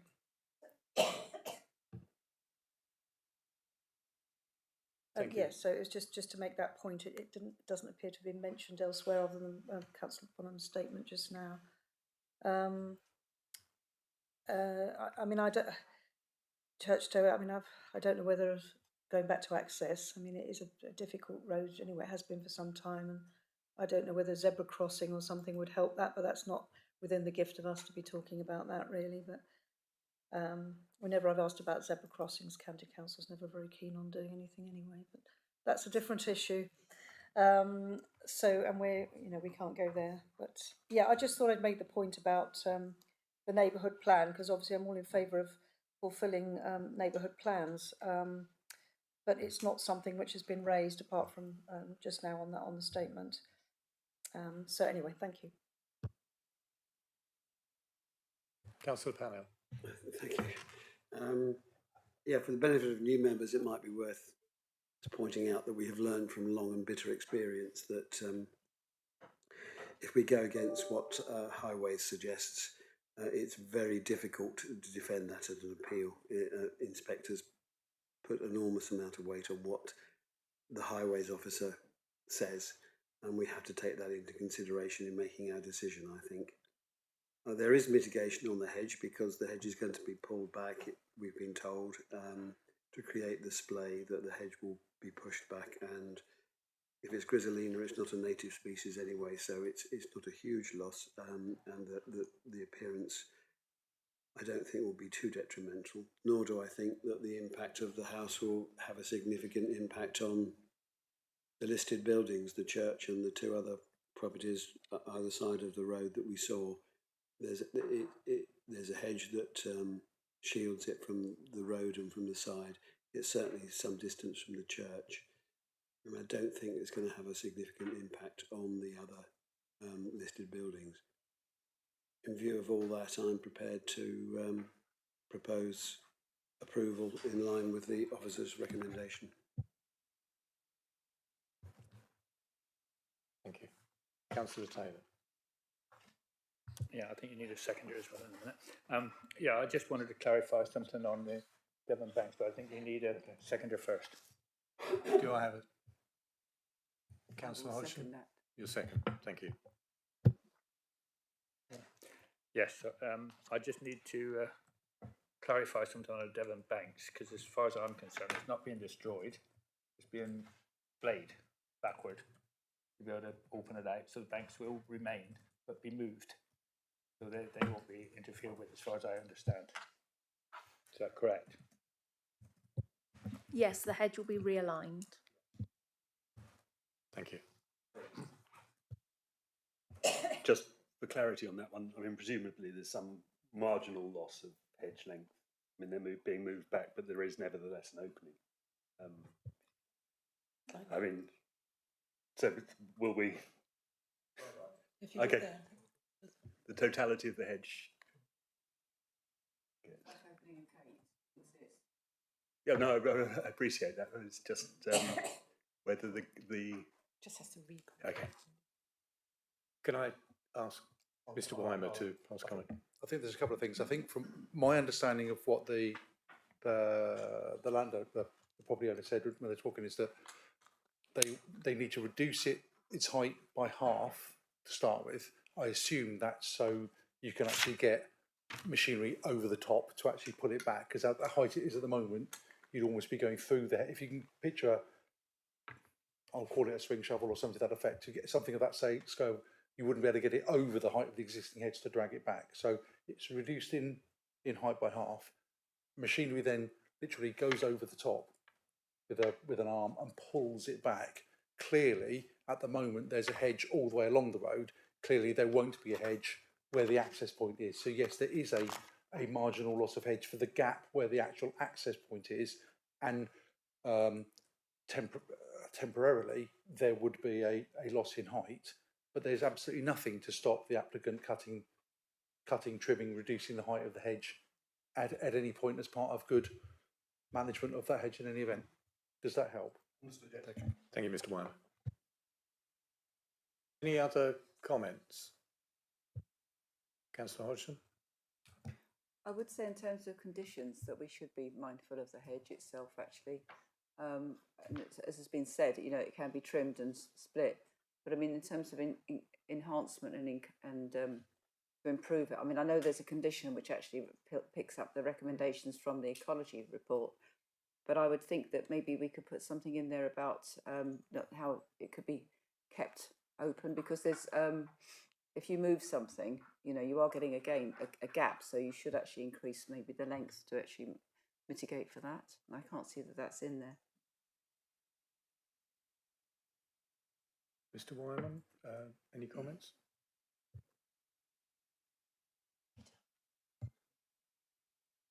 Just for a bit of clarity, the hedge sort of wraps around the garden. Yeah. So it's not as though there would be suddenly a great big gap, if that makes sense. You'd look into the access as you were driving past, and you would see that hedge wrap around the corner of the site.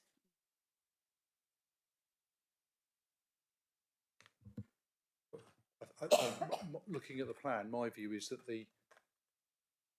there is additional hedge planting, because at the moment it wouldn't go into the site. So I don't think there's actually a loss of totality in length of the hedge. And it's Chrysolinia, which isn't a native species anyway.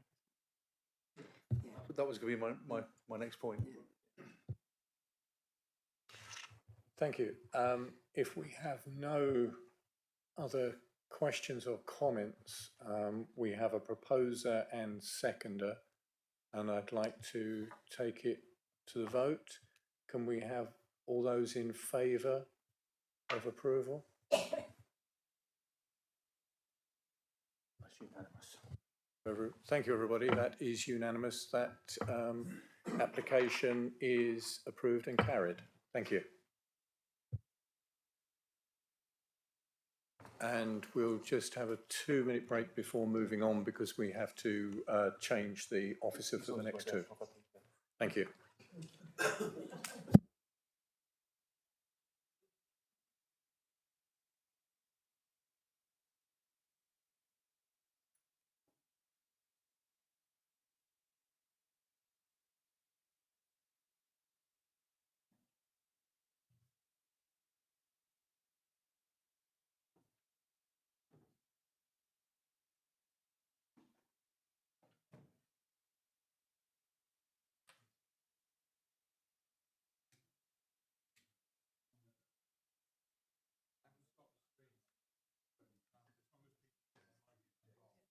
Can I remind everybody, we are still streaming.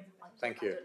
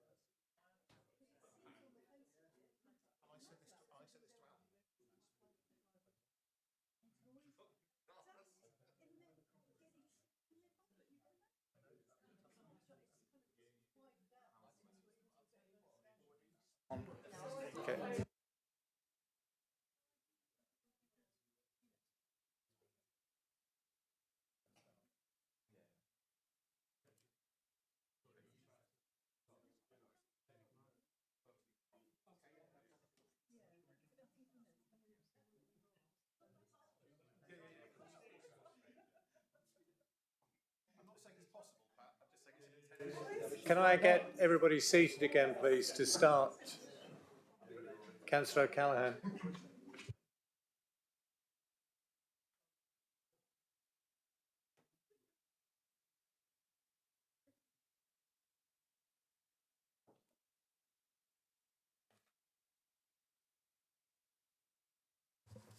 Thank you, everybody.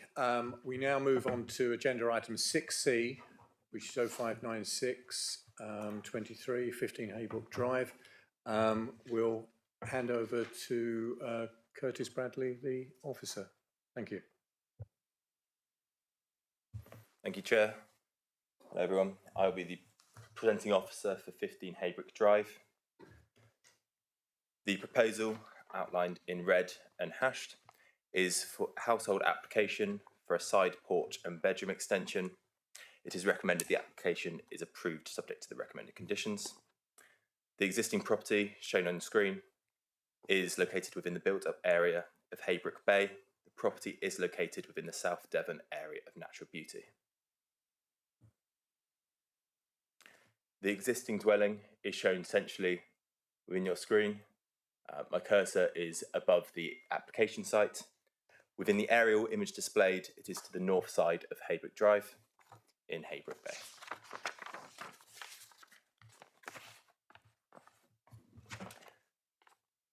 So the outline of the application site is shown here. The property is shown again outlined in red, showing its neighbours. Number 14 to the west on the left-hand side, again to the north of Haybrook Drive, and to the east, number 16.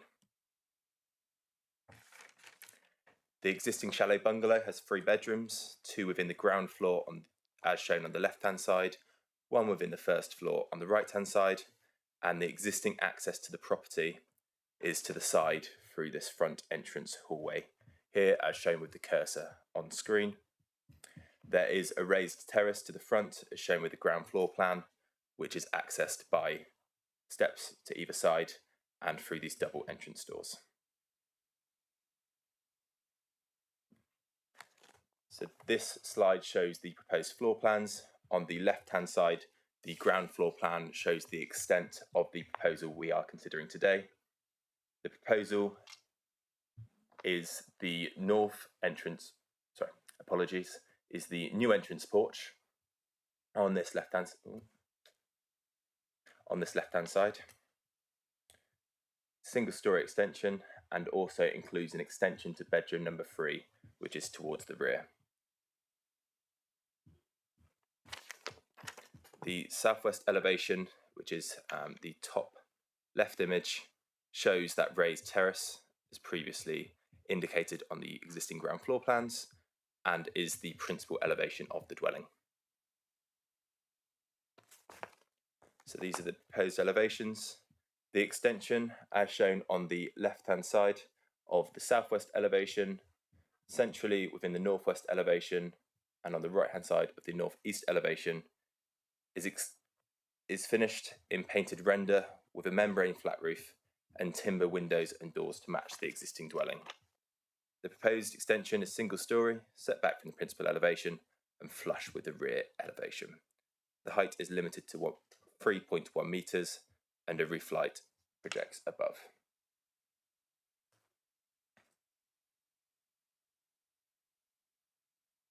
The proposed extension shows the extension's height matching the existing site height of the fascia board. I have some photographs to go through with you. First photograph taken from the front of the property and in front of the proposal site, showing the boundary treatment here, which consists of a stone wall with vegetation hedgerow above, and the property within the rear of the image. This photograph from a different angle, taken from the entrance and the vehicle access to the property, shows the garage on the right hand side of the image, the raised deck centrally and the double doors. From a different angle shows a similar view, but in this case showing along the left hand side the pedestrian access to the property going towards the main entranceway. Another zoomed in image of the side passage. This is to be infilled with the proposed development and the extension. The view from opposite showing the boundary treatment to be built against and retained with the neighbouring property, and that's number 14, and also shows the rear view of where the proposed extension will lie. This view is from a contrasting angle. It is taken from the neighbouring property, number 14, and shows the side elevation of the proposal and the existing boundary treatment. This shows, with some more context, taken from the front driveway of the neighbouring property number 14, noting the boundary treatment and the existing garage to number 14, which is positioned alongside the neighbouring boundary as seen in this photograph.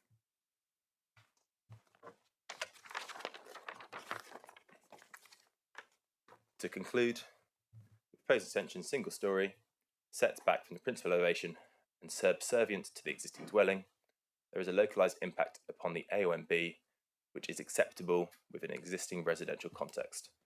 The impact on neighbouring amenity and adjoining property is acceptable. The proposal also includes an electric vehicle charging point within the existing garage and is recommended for conditional approval. Within the site meeting, which was conducted on Monday morning with members, there was a query with regards to the access of the property. I will revert back to the proposed site plan, which will show the issue in question, which was with regards to the new access steps provided to the new porch entranceway. I have since been in contact with the agent who is responsible for the planning submission, who has assured me that the application is in line with the regulations and building regulations, and note that the Planning and Building Control Design and Access Statement, which was provided during the application submission and dated February 2023, states that it would not be possible to create an accessible access to the existing entrance without utilising a significant area of the front gardens for part of the ramp.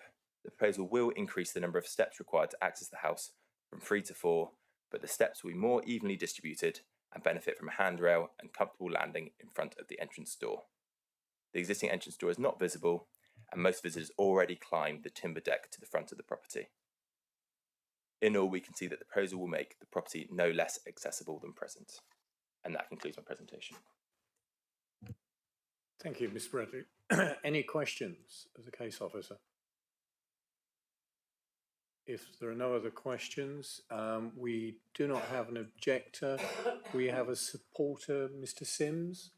If you'd like to come up, you have 3 minutes if you'd like to settle in and then start when you're ready.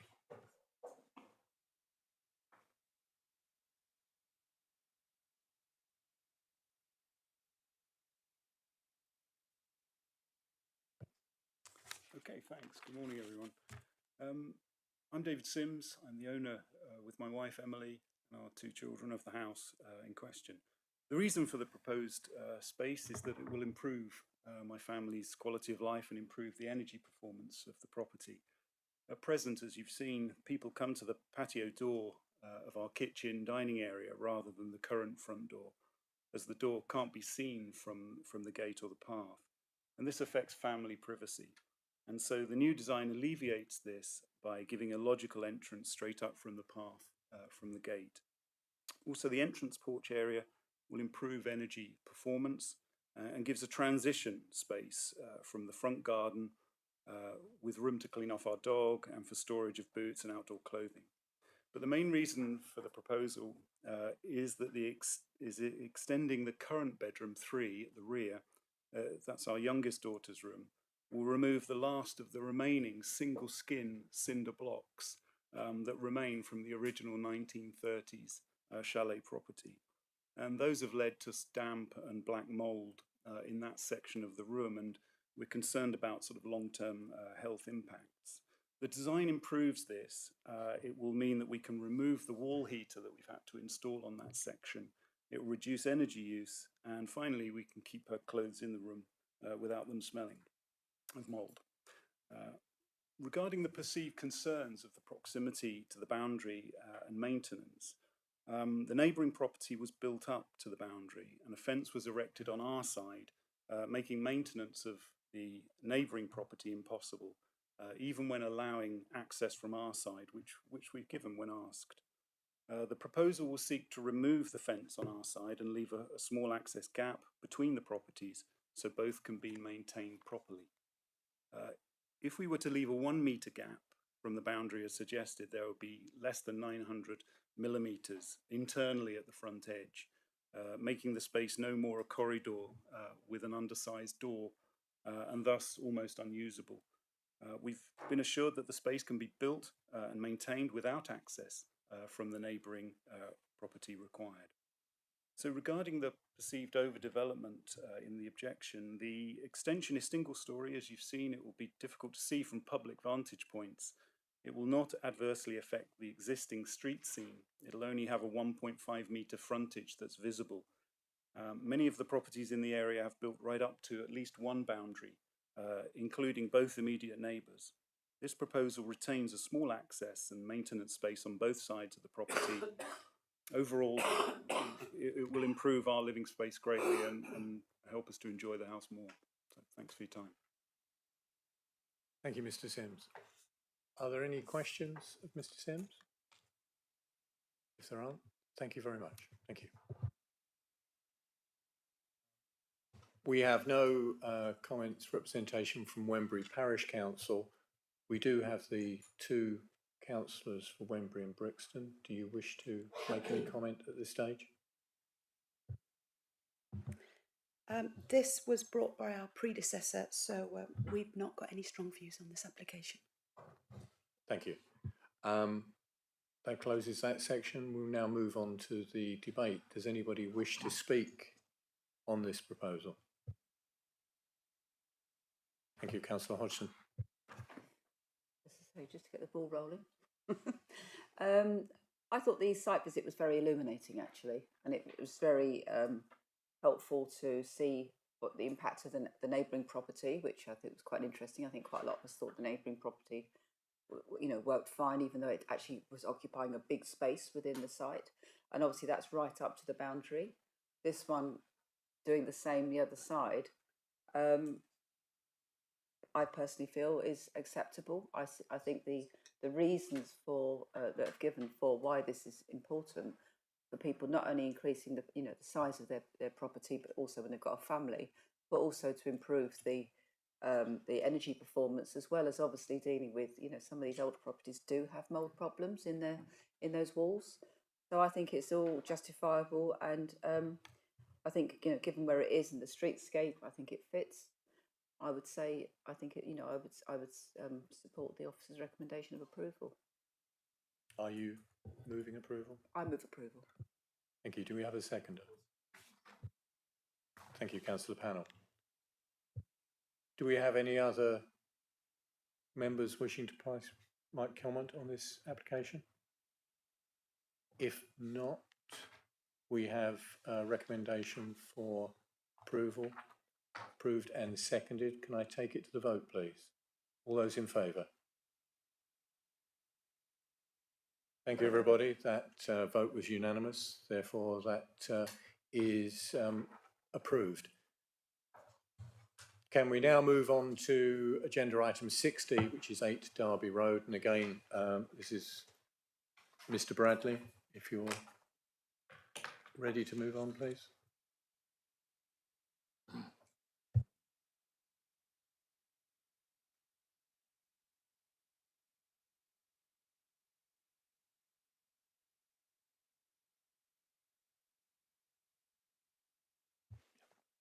Thank you, Chair. I will continue in the presentation of this next application, which is at 8 Derby Road in Kingsbridge. The proposal is for a 2-storey side extension plus a first floor extension over part of the existing ground floor to the rear. It is recommended the application is approved, subject to no further responses being received that raise new issues that are not considered in the current officer's report. The reason for the additional consultation and notification requirement is explained within a further slide. The existing property, as shown on screen, is outlined in red. It's a linked detached property with a large sloping garden to the rear. The property is within the built-up area of Kingsbridge, to the south of Derby Road, and faces the crossroads of Irvington Road and Rack Park Road. This aerial image shows the properties shown centrally on plan. It's just below what's denoted as the post box and highlighted with the cursor on screen. Shows the relative position of the Kingsbridge Recreation Ground to the south, and also to note the property is located within the South Devon area of natural beauty.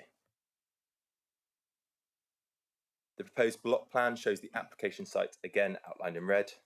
It shows the adjoining properties to the west, which is on the left hand side of your screen, number 7 Derby Road, and to the east, number 9.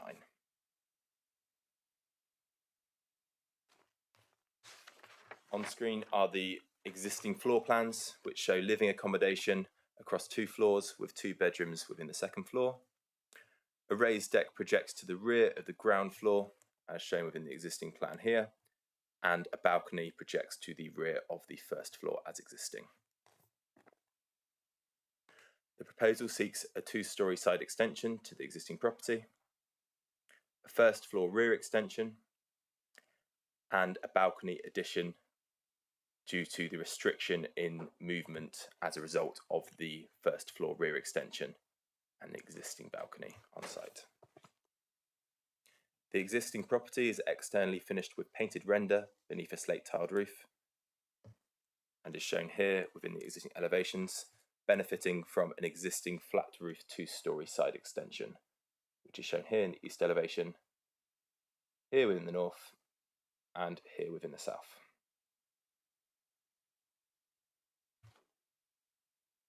The proposed extensions use pitched roofs with ridge heights to match the existing gable roof form.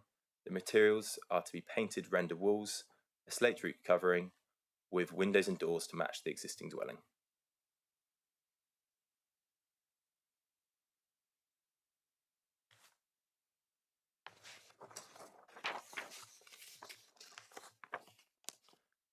Amended plans have been received since the original consultation took place, which corrects the extent of the applicant's land ownership, specifically the boundaries between number 8 and number 9 Derby Road.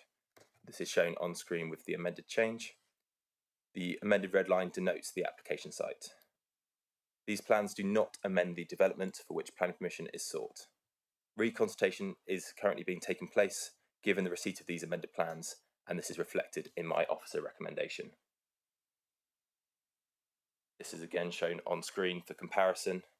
Above the proposed drawings and below the proposed drawings, the development is identical, whereas the red outline has been amended slightly, showing that proposed change. I have some photographs to go with you today. The foreground shows the principal elevation of the application site and the property 8 Derby Road. It shows the 2-storey flat roof side extension. On the right hand side, it shows its neighbouring property, and that's number 7.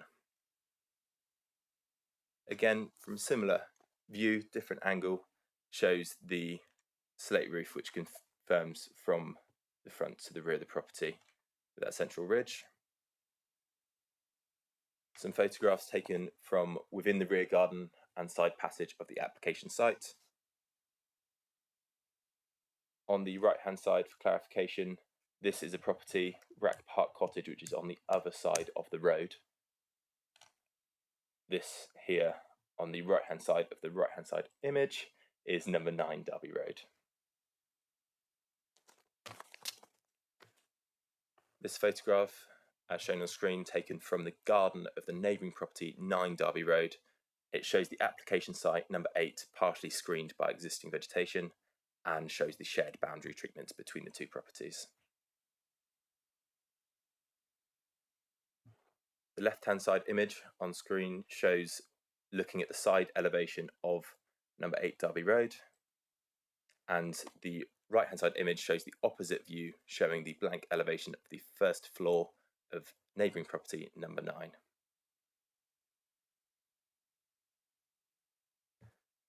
This photograph is taken from the public realm.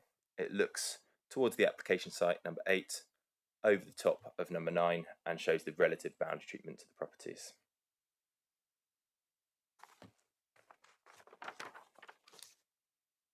Photographs from the rear terrace area to the application site, on the left hand side showing neighbour property number 7 and the application site.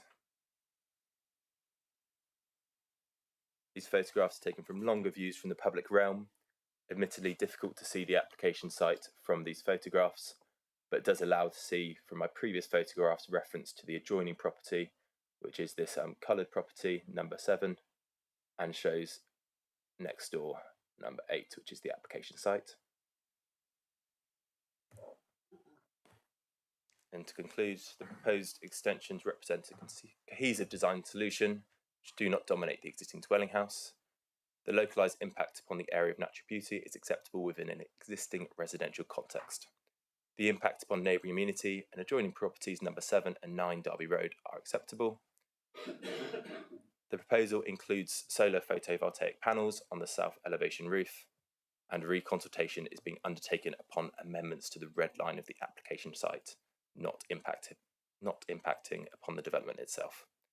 The proposal is recommended for conditional approval, and that concludes my presentation. Thank you, Mr. Bradley.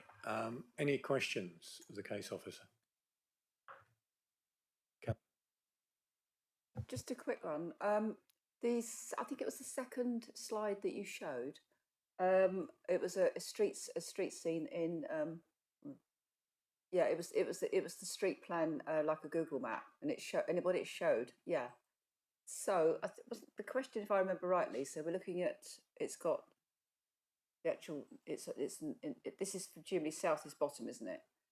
So I think what things that arose was the impact on the neighbour's vegetable plot.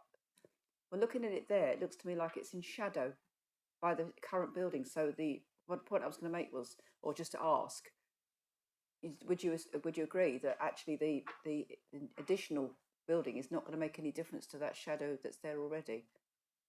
Because it looks to me like that's completely in shadow. I presume that's a morning dot. So this is an excerpt taken from Google Maps. Yeah. It shows the application site number 8, and the shadow I believe you're referring to is here from the existing vegetation on site. That's the neighbouring. And the neighbouring property number 9 is denoted here, the vegetable plot being in this upper corner. So it's and my already in report shadows, concludes what there's I'm not a making, so- significant adverse impact as part of the proposal. Yeah, thank you. Thank you. Any other questions, Mr. Bradley? If not, we'll move on. We do not have any comments from objector or supporter, but we do have a statement to be read out by the clerk from Kingsbridge Town Council. Thank you. It's only small. So from Kingsbridge Town Council, so the revised plans were supported at last night's planning committee and therefore no change to Kingsbridge Town Council's original recommendation for approval. Thank you. Move on, Councillor O'Callaghan. Yeah, I don't really have anything to add. The potential concern about the little vegetable garden's been mentioned, but that's not been considered a factor, an important factor. It's well, it is important to number 9, of course, but there's already overshadowing, and it's not. It doesn't conflict with. It's Dev 1, isn't it? Doesn't conflict with Dev 1. I was at the town council meeting last night, and yeah, they did approve it. So I would concur with that. I think it's a reasonable proposal. I mean, obviously, in context of having declared the interest as a fellow Lib Dem councillor. Thank you. Does anybody have any questions of Councillor O'Callaghan? If not, we'll move into the debate. Thank you. Councillor Panel. As a erstwhile but no longer very keen vegetable gardener, I did look with interest at the area that's concerned next door. It's a very small area of vegetables because it seems to be, from what I could see, a raised bed that runs along two sides or three sides of the boundary wall and fence. It's not very big, and at the time we were there, it was already in shadow, and I agree with Councillor Hodgson that unfortunately most of the day it's going to be in shadow. So I don't feel that's a material consideration, and I don't see any other major objection to why they shouldn't go ahead. Thank you. Why don't I just jump in? Yes, Mr. Wyman. Whilst I absolutely understand what Councillor Pannell is saying, I think the correct terminology is that it is a material consideration. We have considered it, but we don't consider that there's significant harm caused by the application. But it is clearly a material consideration. Okay, I bow to your superior judgment on that. Thank you. Thank you for that clarification, Mr. Weimer. Councillor Abbott. Having listened to the long and interesting and varied debate, I propose that we go along with the officer's recommendation. Thank you. Do I have a seconder? Councillor Hodgson. Thank you. Any other comments to be made by councillors? If not, can I take it to the vote, please? And can I have a show of hands for the recommendation of approval?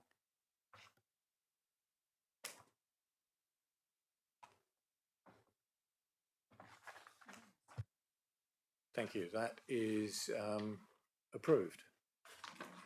Can we now move on to agenda item 7? Oh, firstly, can I just say thank you, Mr. Bradley, for both of your presentations. Can we move on, Mr. Weimer, to planning appeals updates, please, when you're ready? Thank you.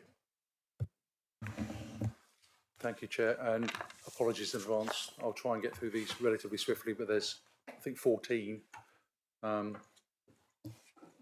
go through. But if members have got any specific questions, if you'd like to have a conversation with me afterwards, or drop me an email if it's, because I think we might be a little bit pushed for time. So the report in front of you has got, as I say, 14 appeal decisions and a number of other appeals that have been lodged, but we don't have a decision yet. Of those 14, 11 were dismissed and 3 were allowed. Members will note that the report does set out how that decision was made. So when it says officer delegated, it's a decision that officers have made under the scheme of delegation where we haven't had to seek delegated authority from members. Where it says officer member delegated, that's where the reports have come out to members and the members have agreed delegated, and then where it's got committee, obvious reasons, that would have been a committee decision. So that was put on there at the request of members quite a while ago now. I think it's been on the report it has been on the report for some time. So I'll just go through the ones where we've had decisions, and I'll do a brief summary of why. The first one is the outline application for a single custom-built dwelling adjacent to 2 gates at Black Orton, which is the second one on the first page. The inspector identified that there were 2 key issues. One was, is it a suitable location for development? And secondly, the effect on the character and appearance of the area. The inspector considered that the site wasn't isolated, and that members will know we've had a number of discussions over the last couple of years around, is something isolated, not because it has a specific planning policy requirement. It's not isolated, but it is separated from the village. The occupants would have to rely on private motor vehicles. The settlement strategy in the JLP provides the focus for residential development in the main towns and villages and not in the open countryside. And as this site is outside the village and in the open countryside, and wasn't required for the purposes of agriculture or some other rural activity where a countryside location was required, it was contrary to policy and therefore not a suitable location for development. Interestingly, in terms of the effect on the character and appearance of the area, the inspector focused on that the proposal would subdivide and erode an established field pattern, introducing an uncharacteristic and permanent urban feature, and would cause significant harm to the character and appearance of the area. I think it's probably one of the first times I've seen an inspector refer to a single dwelling as a permanent urban feature, but I don't necessarily disagree with the the language used. The second one is at the barn at Ashburton, and the application was for effectively a Class Q, so to convert the building under Class Q. The authority refused the application on the basis that it didn't comply with Class Q. And the reason for it is that to be permitted development, to be any form of permitted development, not just Class Q, the development must not be contrary to any condition on an existing planning permission. In this case, the building was approved in 2005 and had a condition that said the building shall be used for agricultural purposes only. So, in our view, clearly Class Q, which would change it from an agricultural building to a residential building, would be in breach of that condition. So therefore, it cannot be permitted development because it's in breach of an existing condition.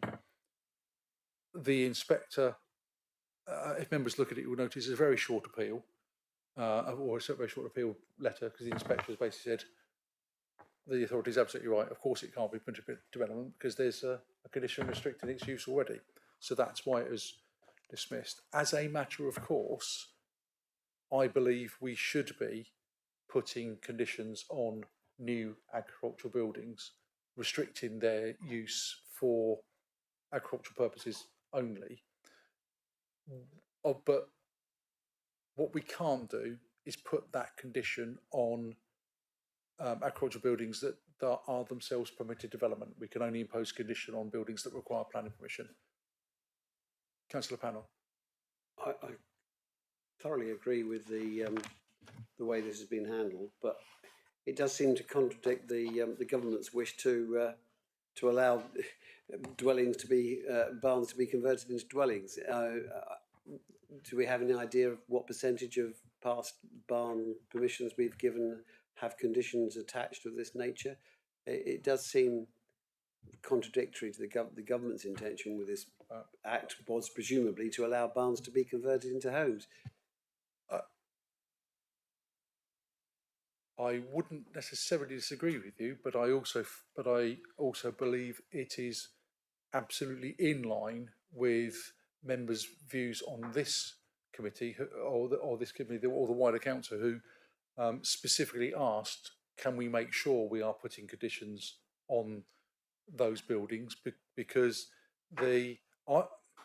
whether the intention was to allow effectively utilitarian buildings in the countryside with no architectural merit to be converted to dwellings, I genuinely don't know.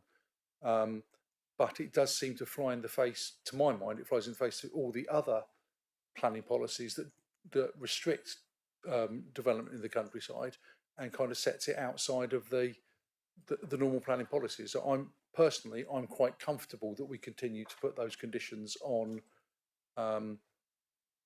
new agricultural buildings where we have the ability to do so, unless the council resolve that no, you don't want planning to do that. But I haven't heard any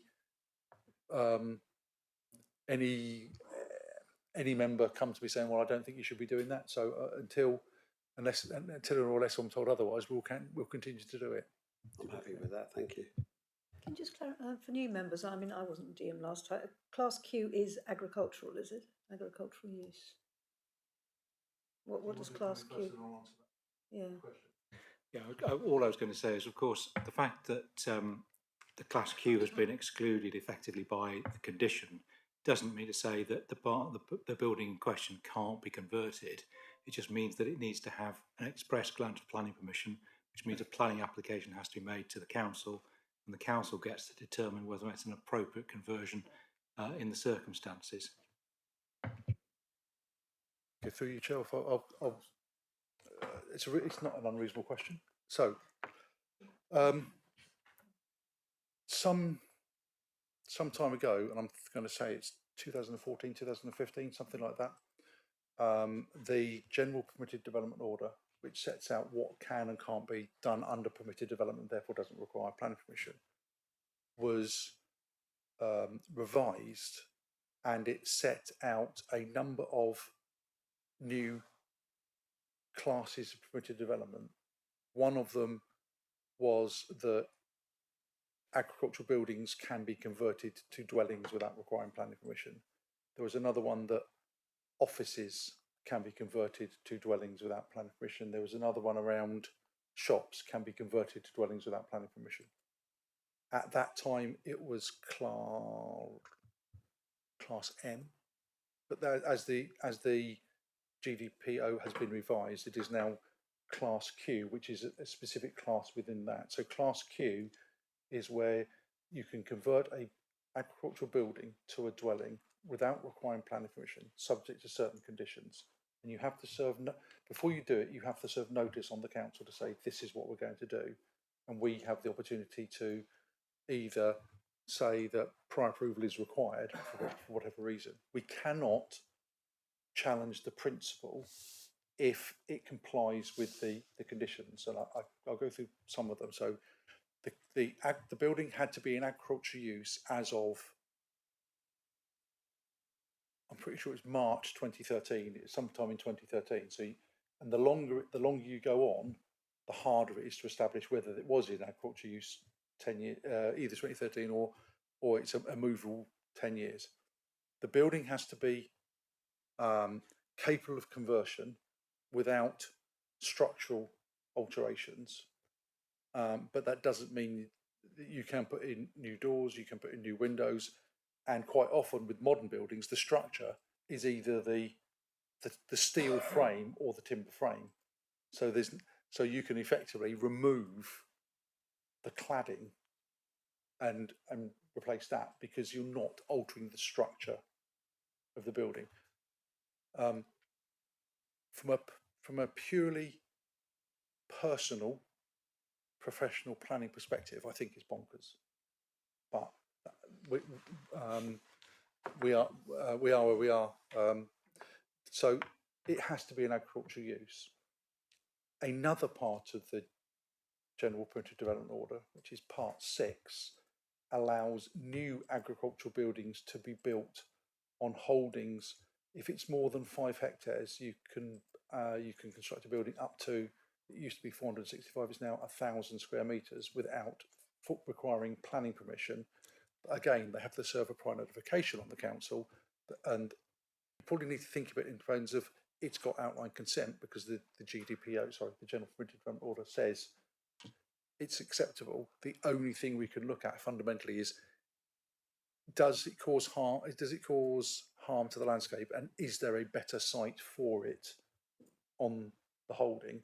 We can look at, is it reasonably necessary for the purposes of agriculture? Because that has to be part of it. But I think I'll probably need to set up a separate discussion session around permitted development and all of its guises at some point. But does that help, Councillor? No, thank you, Pat. I think that was helpful. Guy? Just wanted to point out there's a difference between what you can and can't do in the AONB and indeed in the National Park. In terms of Class Q, yes. In terms of Part 6 development, no, it doesn't make any. The AONB, I don't think the AONB or the park makes a difference when we talk about agricultural permitted development. But as far as Class Q is concerned, absolutely agreed. Could I just ask one, please? Class Q, I believe this was challenged about footprint, because it seems to me now that they seem to be able to knock down a building and rebuild from the floor up, even a bigger footprint. Okay, that with respect, Councillor, that's a different question. So they can't under Class Q. So Class Q, they can't do that. What I think you're referring to, so correct me if I'm wrong, is that we've had a number of scenarios where someone's got a consent under Class Q to convert a building. They then come in with a planning application to effectively say, right, we've got a fallback position to convert that building there. We don't want to do that. We want to build a new building either on that footprint or somewhere else. there's quite a lot of case law on the fact that yes, it's a genuine fallback position, and the officer's view has been consistently that we will only support that replacement if it can be demonstrated that there is an improvement from what's got permission through Class Q to what's being proposed now. Quite often, they can demonstrate. So, if in the simple scenario, if you've got a Class Q fallback and what they want to do is knock down the building and build a replacement on exactly the same footprint, often it is relatively straightforward to demonstrate that there is an improvement, if nothing else, through the sustainability of the construction and the sort of the benefits going forward of having a more eco-friendly dwelling, because half the time you're just starting off with a steel frame. Where it becomes more complicated, they're saying, well, we don't want it there. We want it twice the size and we want it here because the views are a lot better. And in those cases, we will often recommend refusal on the basis that there is no improvement or over and above. Is that the scenario you're thinking of? Mr. Wyman, can we continue? But I think it does make a point that permitted development needs to be briefed out to. I think we do need to set up a specific session on permitted development. What I'll probably do is actually get if we can find a user-friendly, clean copy of the GDPO, send the schedules out to all members, and then have a Q&A session on it afterwards, rather than trying to go through every bit, because I think there's now 18 or 19 classes, some of which will never come to a district authority. So yeah, we'll happily look at that. I've only done two, haven't I? So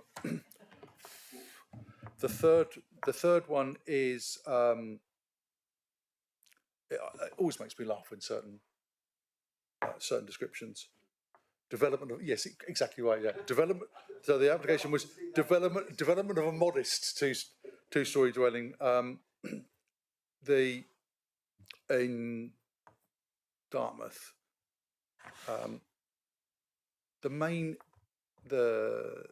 issue that the inspector considered, and I have to say, I think 12 of these 14, most of them has been around relatively subjective things about impact on character and appearance. There are a couple that I've printed off and I'll hand out for members to look at, not during the meeting, but I think there are some interesting policy issues. So this one is the main issue: is it good design, and the effect on the character and appearance of the area and the A and B, because it's out within the A and B. I'm really pleased with this decision, to be honest. So the inspector said the introduction of a dwelling would undermine the supportive landscape role that the northern side of Victoria Road plays. The dwelling would appear, and I think if you bear this in mind, I suspect anybody who objected to it would say it's overdevelopment. But the inspector's wording for overdevelopment, it was a little bit more precise. The dwelling would appear cramped, awkward, and dominant, which I think a lot of people wrap up into, well, it's overdevelopment. So when I come to you and say, well, what do you mean? This is the sort of thing that an inspector will look at. So it's more than, why is it overdevelopment? I think it's quite clear. In terms of the design, broadly horizontal in form, whilst it was contemporary, it would not follow the locally distinctive traditional pitched roof form. Whilst there is some merit in the innovative way in which the design responds to the site, it would not assimilate well into its surroundings and therefore would be detrimental to the character appearance of the area. As I say, I think it's a good decision if members do look at the plans. I think and know the site. I think that's an interesting one. The fourth one is on page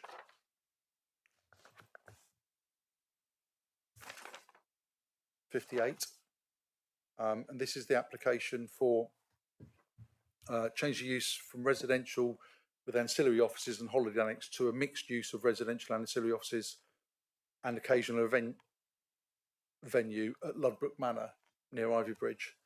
This is the first of the decisions I've printed out and I'll hand out to members at the end, so you can have a look. I know I'm not supposed to hand papers out, but at the end, so you can read this one at your leisure. The reason for that is I think the inspector really carefully goes through the policy requirements for this sort of proposal in the rural area, and has effectively concluded that it has little benefit and is clearly contrary to policy. There was an issue around foul sewage, but the inspector felt that could be dealt with by an appropriate condition.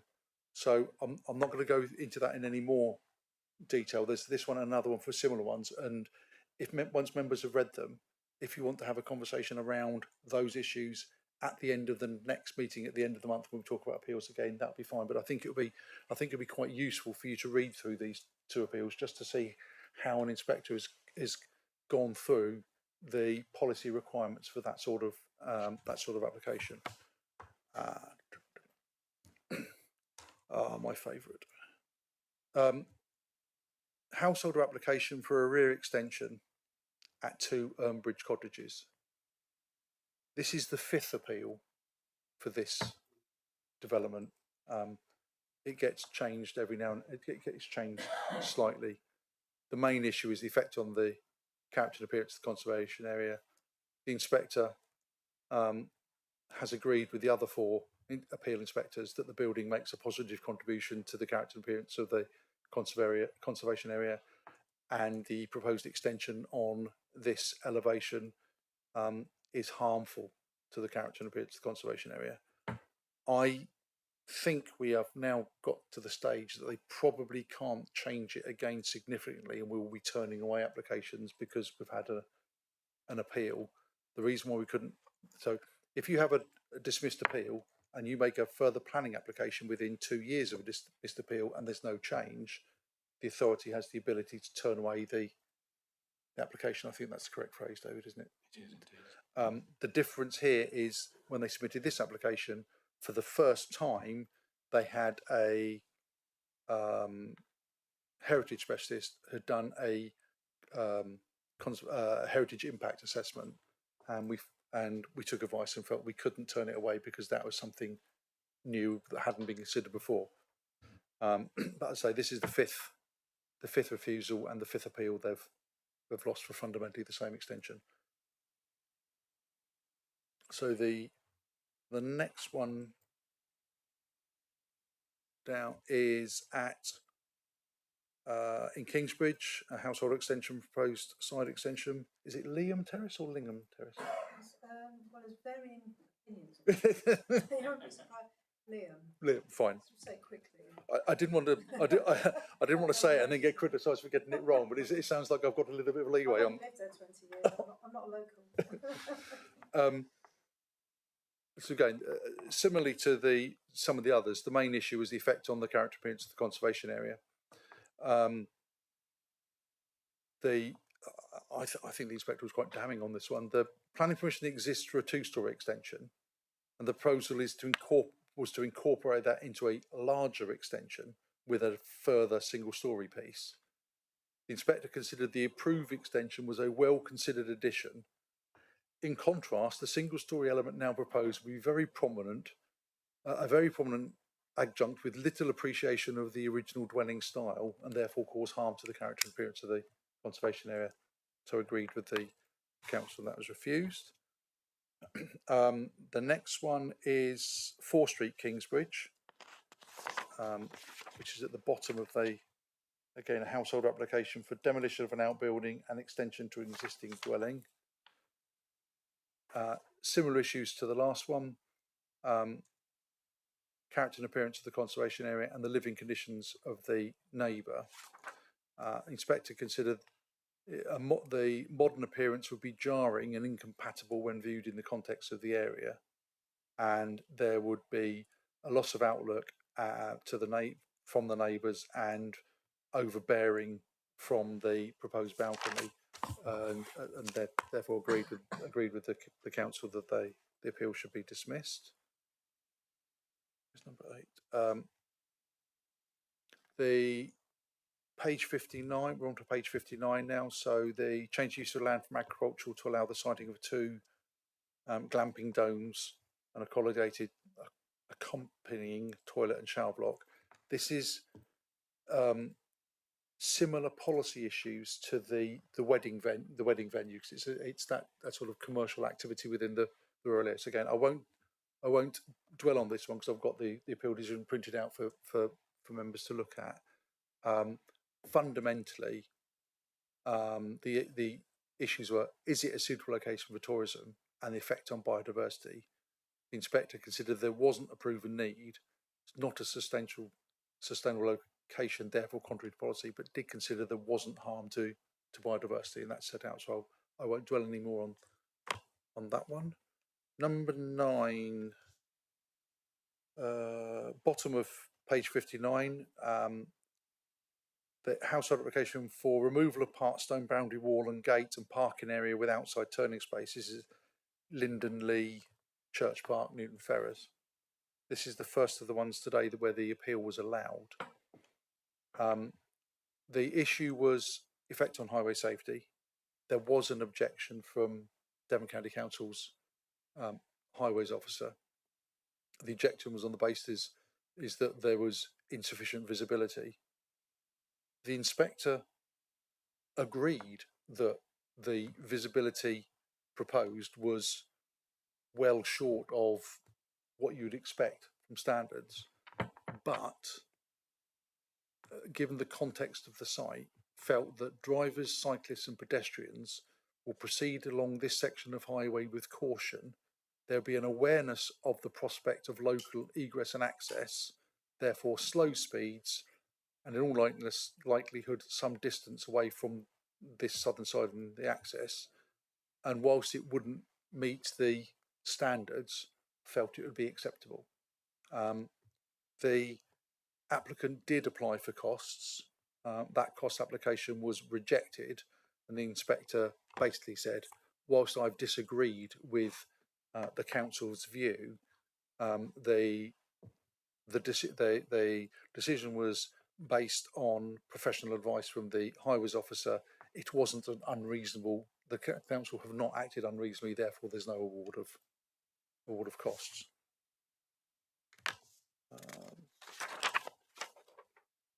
The next one is at the bottom of page 59. It was Smitherley. Just about read it through there. Yes, New Park Road at Smitherley. In this case, there was permission to convert a building using the existing envelope of the building, and the proposal was to extend that considerably. The inspector felt that the significant extensions considerably enlarged the floor space, contrary to TVTV 26, and it wasn't good design. From an academic perspective, the interesting thing here is that the applicant progressed the case that it shouldn't be considered under TTV 26. It should just be considered as extensions to a dwelling.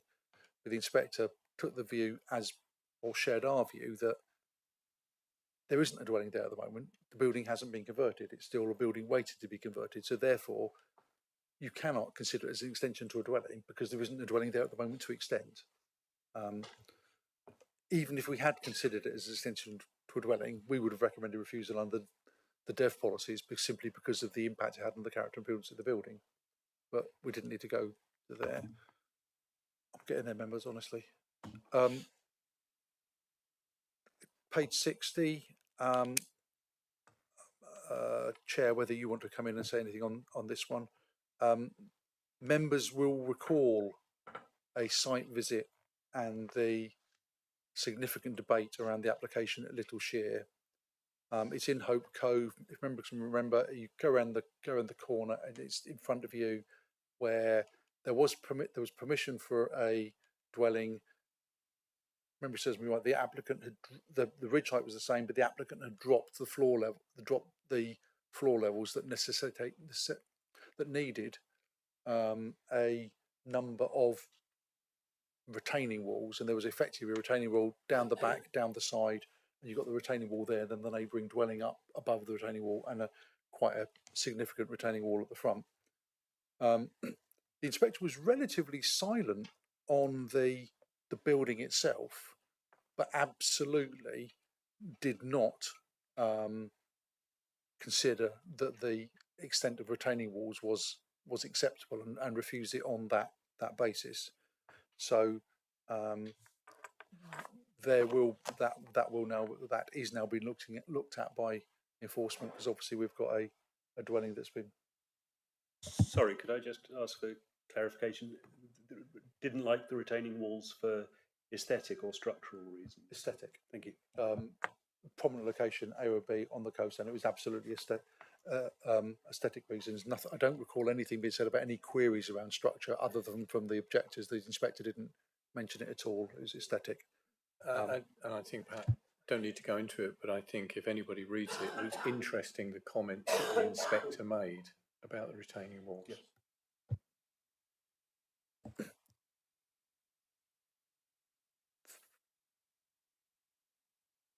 The one below that is the second approved or allowed appeal, and this was, I have to say, this approval came as a bit of a surprise. There's some you think it could go either way, but this one I really didn't anticipate this being approved, being allowed. So it's change of use of an existing summer house office gym to holiday let in Salcombe. The main issue was the effect on the character and appearance of the A and B. No, that's the wrong one. 12. Our issue was that the scale of this building, it's 30 square metres. The minimum space for a dwelling, whether it's holiday use or not, is 50 square metres. So it is tiny. But the inspector fundamentally took the view that it's a holiday unit. They won't be spending much time in there. They'll be out and about enjoying the delights of Salcombe and the surrounding area, and that the views from the property are over the neighbours, so they wouldn't be looking down into the neighbours. They'd be looking over the neighbours. Therefore, there wasn't any undue harm to the neighbouring property. And therefore it was allowed. I think it's a bit of an odd decision, because I don't think we really should be supporting even holiday units that are that small. Mark, I don't know if you want to say anything. I think what you've said, I think it's disbelief as to what the inspector, how the inspector ruled, and the points just on size, if that alone. But I think it does start to question how we look at these things. Personally, if we had something similar came again, I'd still want to recommend a refusal and argue it again, but try and argue, but looking at what points we need to argue. I think that's I wouldn't want to roll over at this particular point. point. I'm not saying roll over. Yeah. I'm just saying that we need to look seriously at how we argue them. Okay, the third one that was allowed is at the very bottom, which is 39 Weymouth Park. The main issue there, again, this is a common theme, impact of the revised design on the character and appearance of the A and B. The inspector fundamentally said, look, it retains the same ridge height. Yes, there's different fenestration, there's a different design, but it doesn't, there's no evidence of light pollution from the additional glazing, and they considered that the changes to the design were acceptable. It's one of those, we felt it was unacceptable, the inspector felt it was acceptable. I don't think I can say anything more than that, apart from a strange decision. Again, we'll have to look at, use that as an example when we look at applications like this. I don't think it's as strange as the previous one. No. And then we've got one final refusal, which is on page 61 at Kilnane, Stokedham, so porch extension, erection of garage, store, subdivision of 5. Oh, yes, very good decision. Subdivision of 5 flatted properties to 1 house and 2 flats. So it's going from 5 properties to one large house and two flats. So there's a net loss of three small properties. So it's gone from 5 flats to 2. The main issue, and this is the issue we progressed, was the effect on the mix and balance of housing stock and the impact on a non-designated heritage asset. I think this is an excellent decision because the inspector came back and agreed that the loss of 2-bed units would have a harmful impact on the housing stock in the area. The application, I think it was for 2 2-bed flats and a 6-bed house rather than the 5 2-bed units are there at the moment.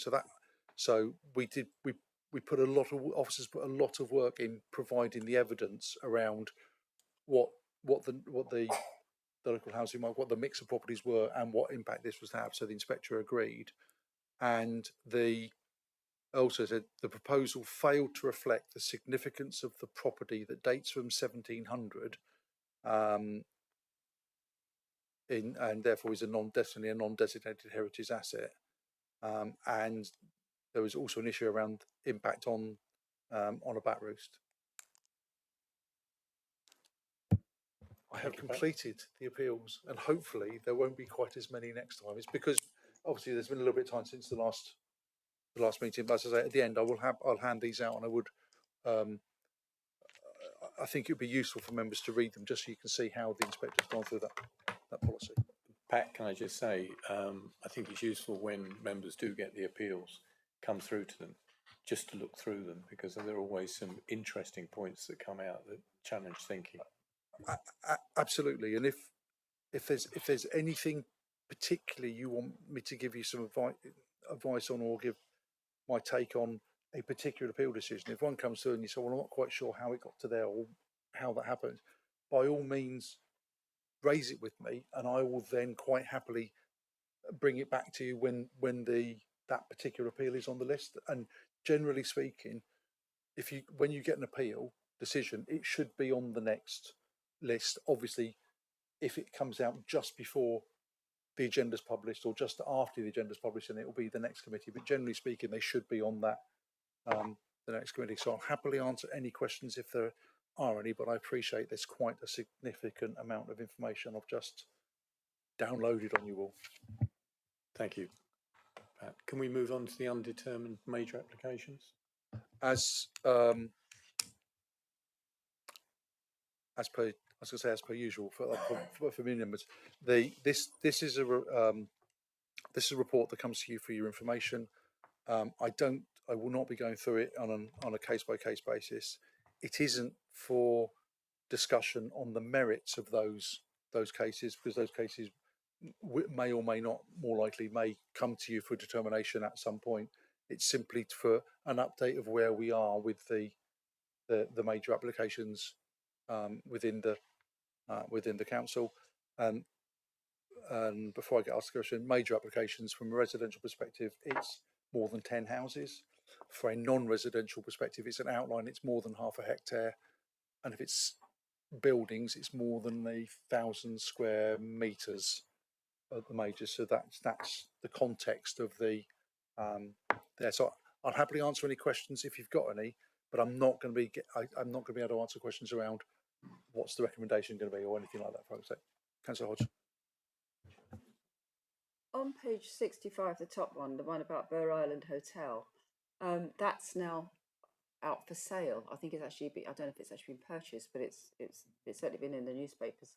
So how does that affect 106? Because the 106 surely was subject to the planning of granted to the owner at the time. So how does that mean somebody can just inherit the planning and then assign the 106? Is that why it's waiting? Is it waiting for this sale to go through so the new owner takes on 106? I honestly don't know what the delay is in terms of the signing of the 106. As a broad principle, a 106 runs with the land. So as does a planning permission. So there's nothing. So if someone gets a planning permission, there's nothing to stop them selling that planning permission to, or effectively selling the land to someone else with that planning permission.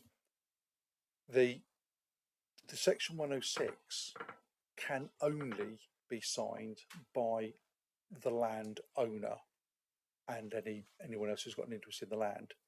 So if, and I don't think it's the case yet, if the landowner has sold the hotel, he would no longer be able to sign the 106. My feeling is, if it's been signed in the meantime, there's nothing to stop the new owner signing the 106. Yes, if the sale has gone through between the decision or the resolution to grant planning permission and the completion of the section 106, we'd expect the 106 to be completed by the party who had the interest in the land. Sorry. Through you. Yeah. If when the hotel is sold, does that mean if he doesn't sign a 106, the planning approval gets withdrawn? Sort of. The planning approval isn't withdrawn because the planning approval has not been issued. The planning approval would only be issued after it's subject to the signing of the 106. So there is no planning approval without that 106 being signed. Any other questions? Right, if not, we have finalised the business of this meeting. Can I just thank everybody, all the members who attended and the officers today, all those who are here, and obviously those members of the general public who were involved as well. Jack. Can I? So very remiss of me. I was meant to ping Mr. Wagstaff and IM because he wanted to come and have a 5-minute chat with the committee. Yeah. So if I do that now, after yes, but if we do that, if David could perhaps IM and say come down, and then more than happy to take Jackie's question, but try and get him down now. Okay. Is that you? Do you want to raise a point now before we close? Well, the question I had actually was how long is it before case officer reports and decision notices are actually put up on the website? There was an application in Dartington that was quite contentious that I was asked, that came through the committee, and I was asked to give delegated support for refusal, which I did. But the case officer, I think that was the 17th of May, and the case officer report still isn't on the website, and neither is the decision. So there's some anxious people wondering what's happened. I would expect the officer report to be on the website within 24, 48 hours of the decision being issued. But it sounds to me that the decision hasn't been issued because as soon as the decision's issued, the decision notice goes onto the website. And now the website updates overnight, so if a decision's issued in the afternoon, it should be on the website the following. But can you just IM me the application number and I'll try and find out what's going on with it. Thank you. Right. Thank you, everybody. If that is the conclusion of business, then I'll close the meeting formally. Thank you. But if members could hang on for a second. Yes, if members can hang on until Mr. Wagstaff comes down. And apologies, I should have IM'd him some time ago. I got caught up in appeals.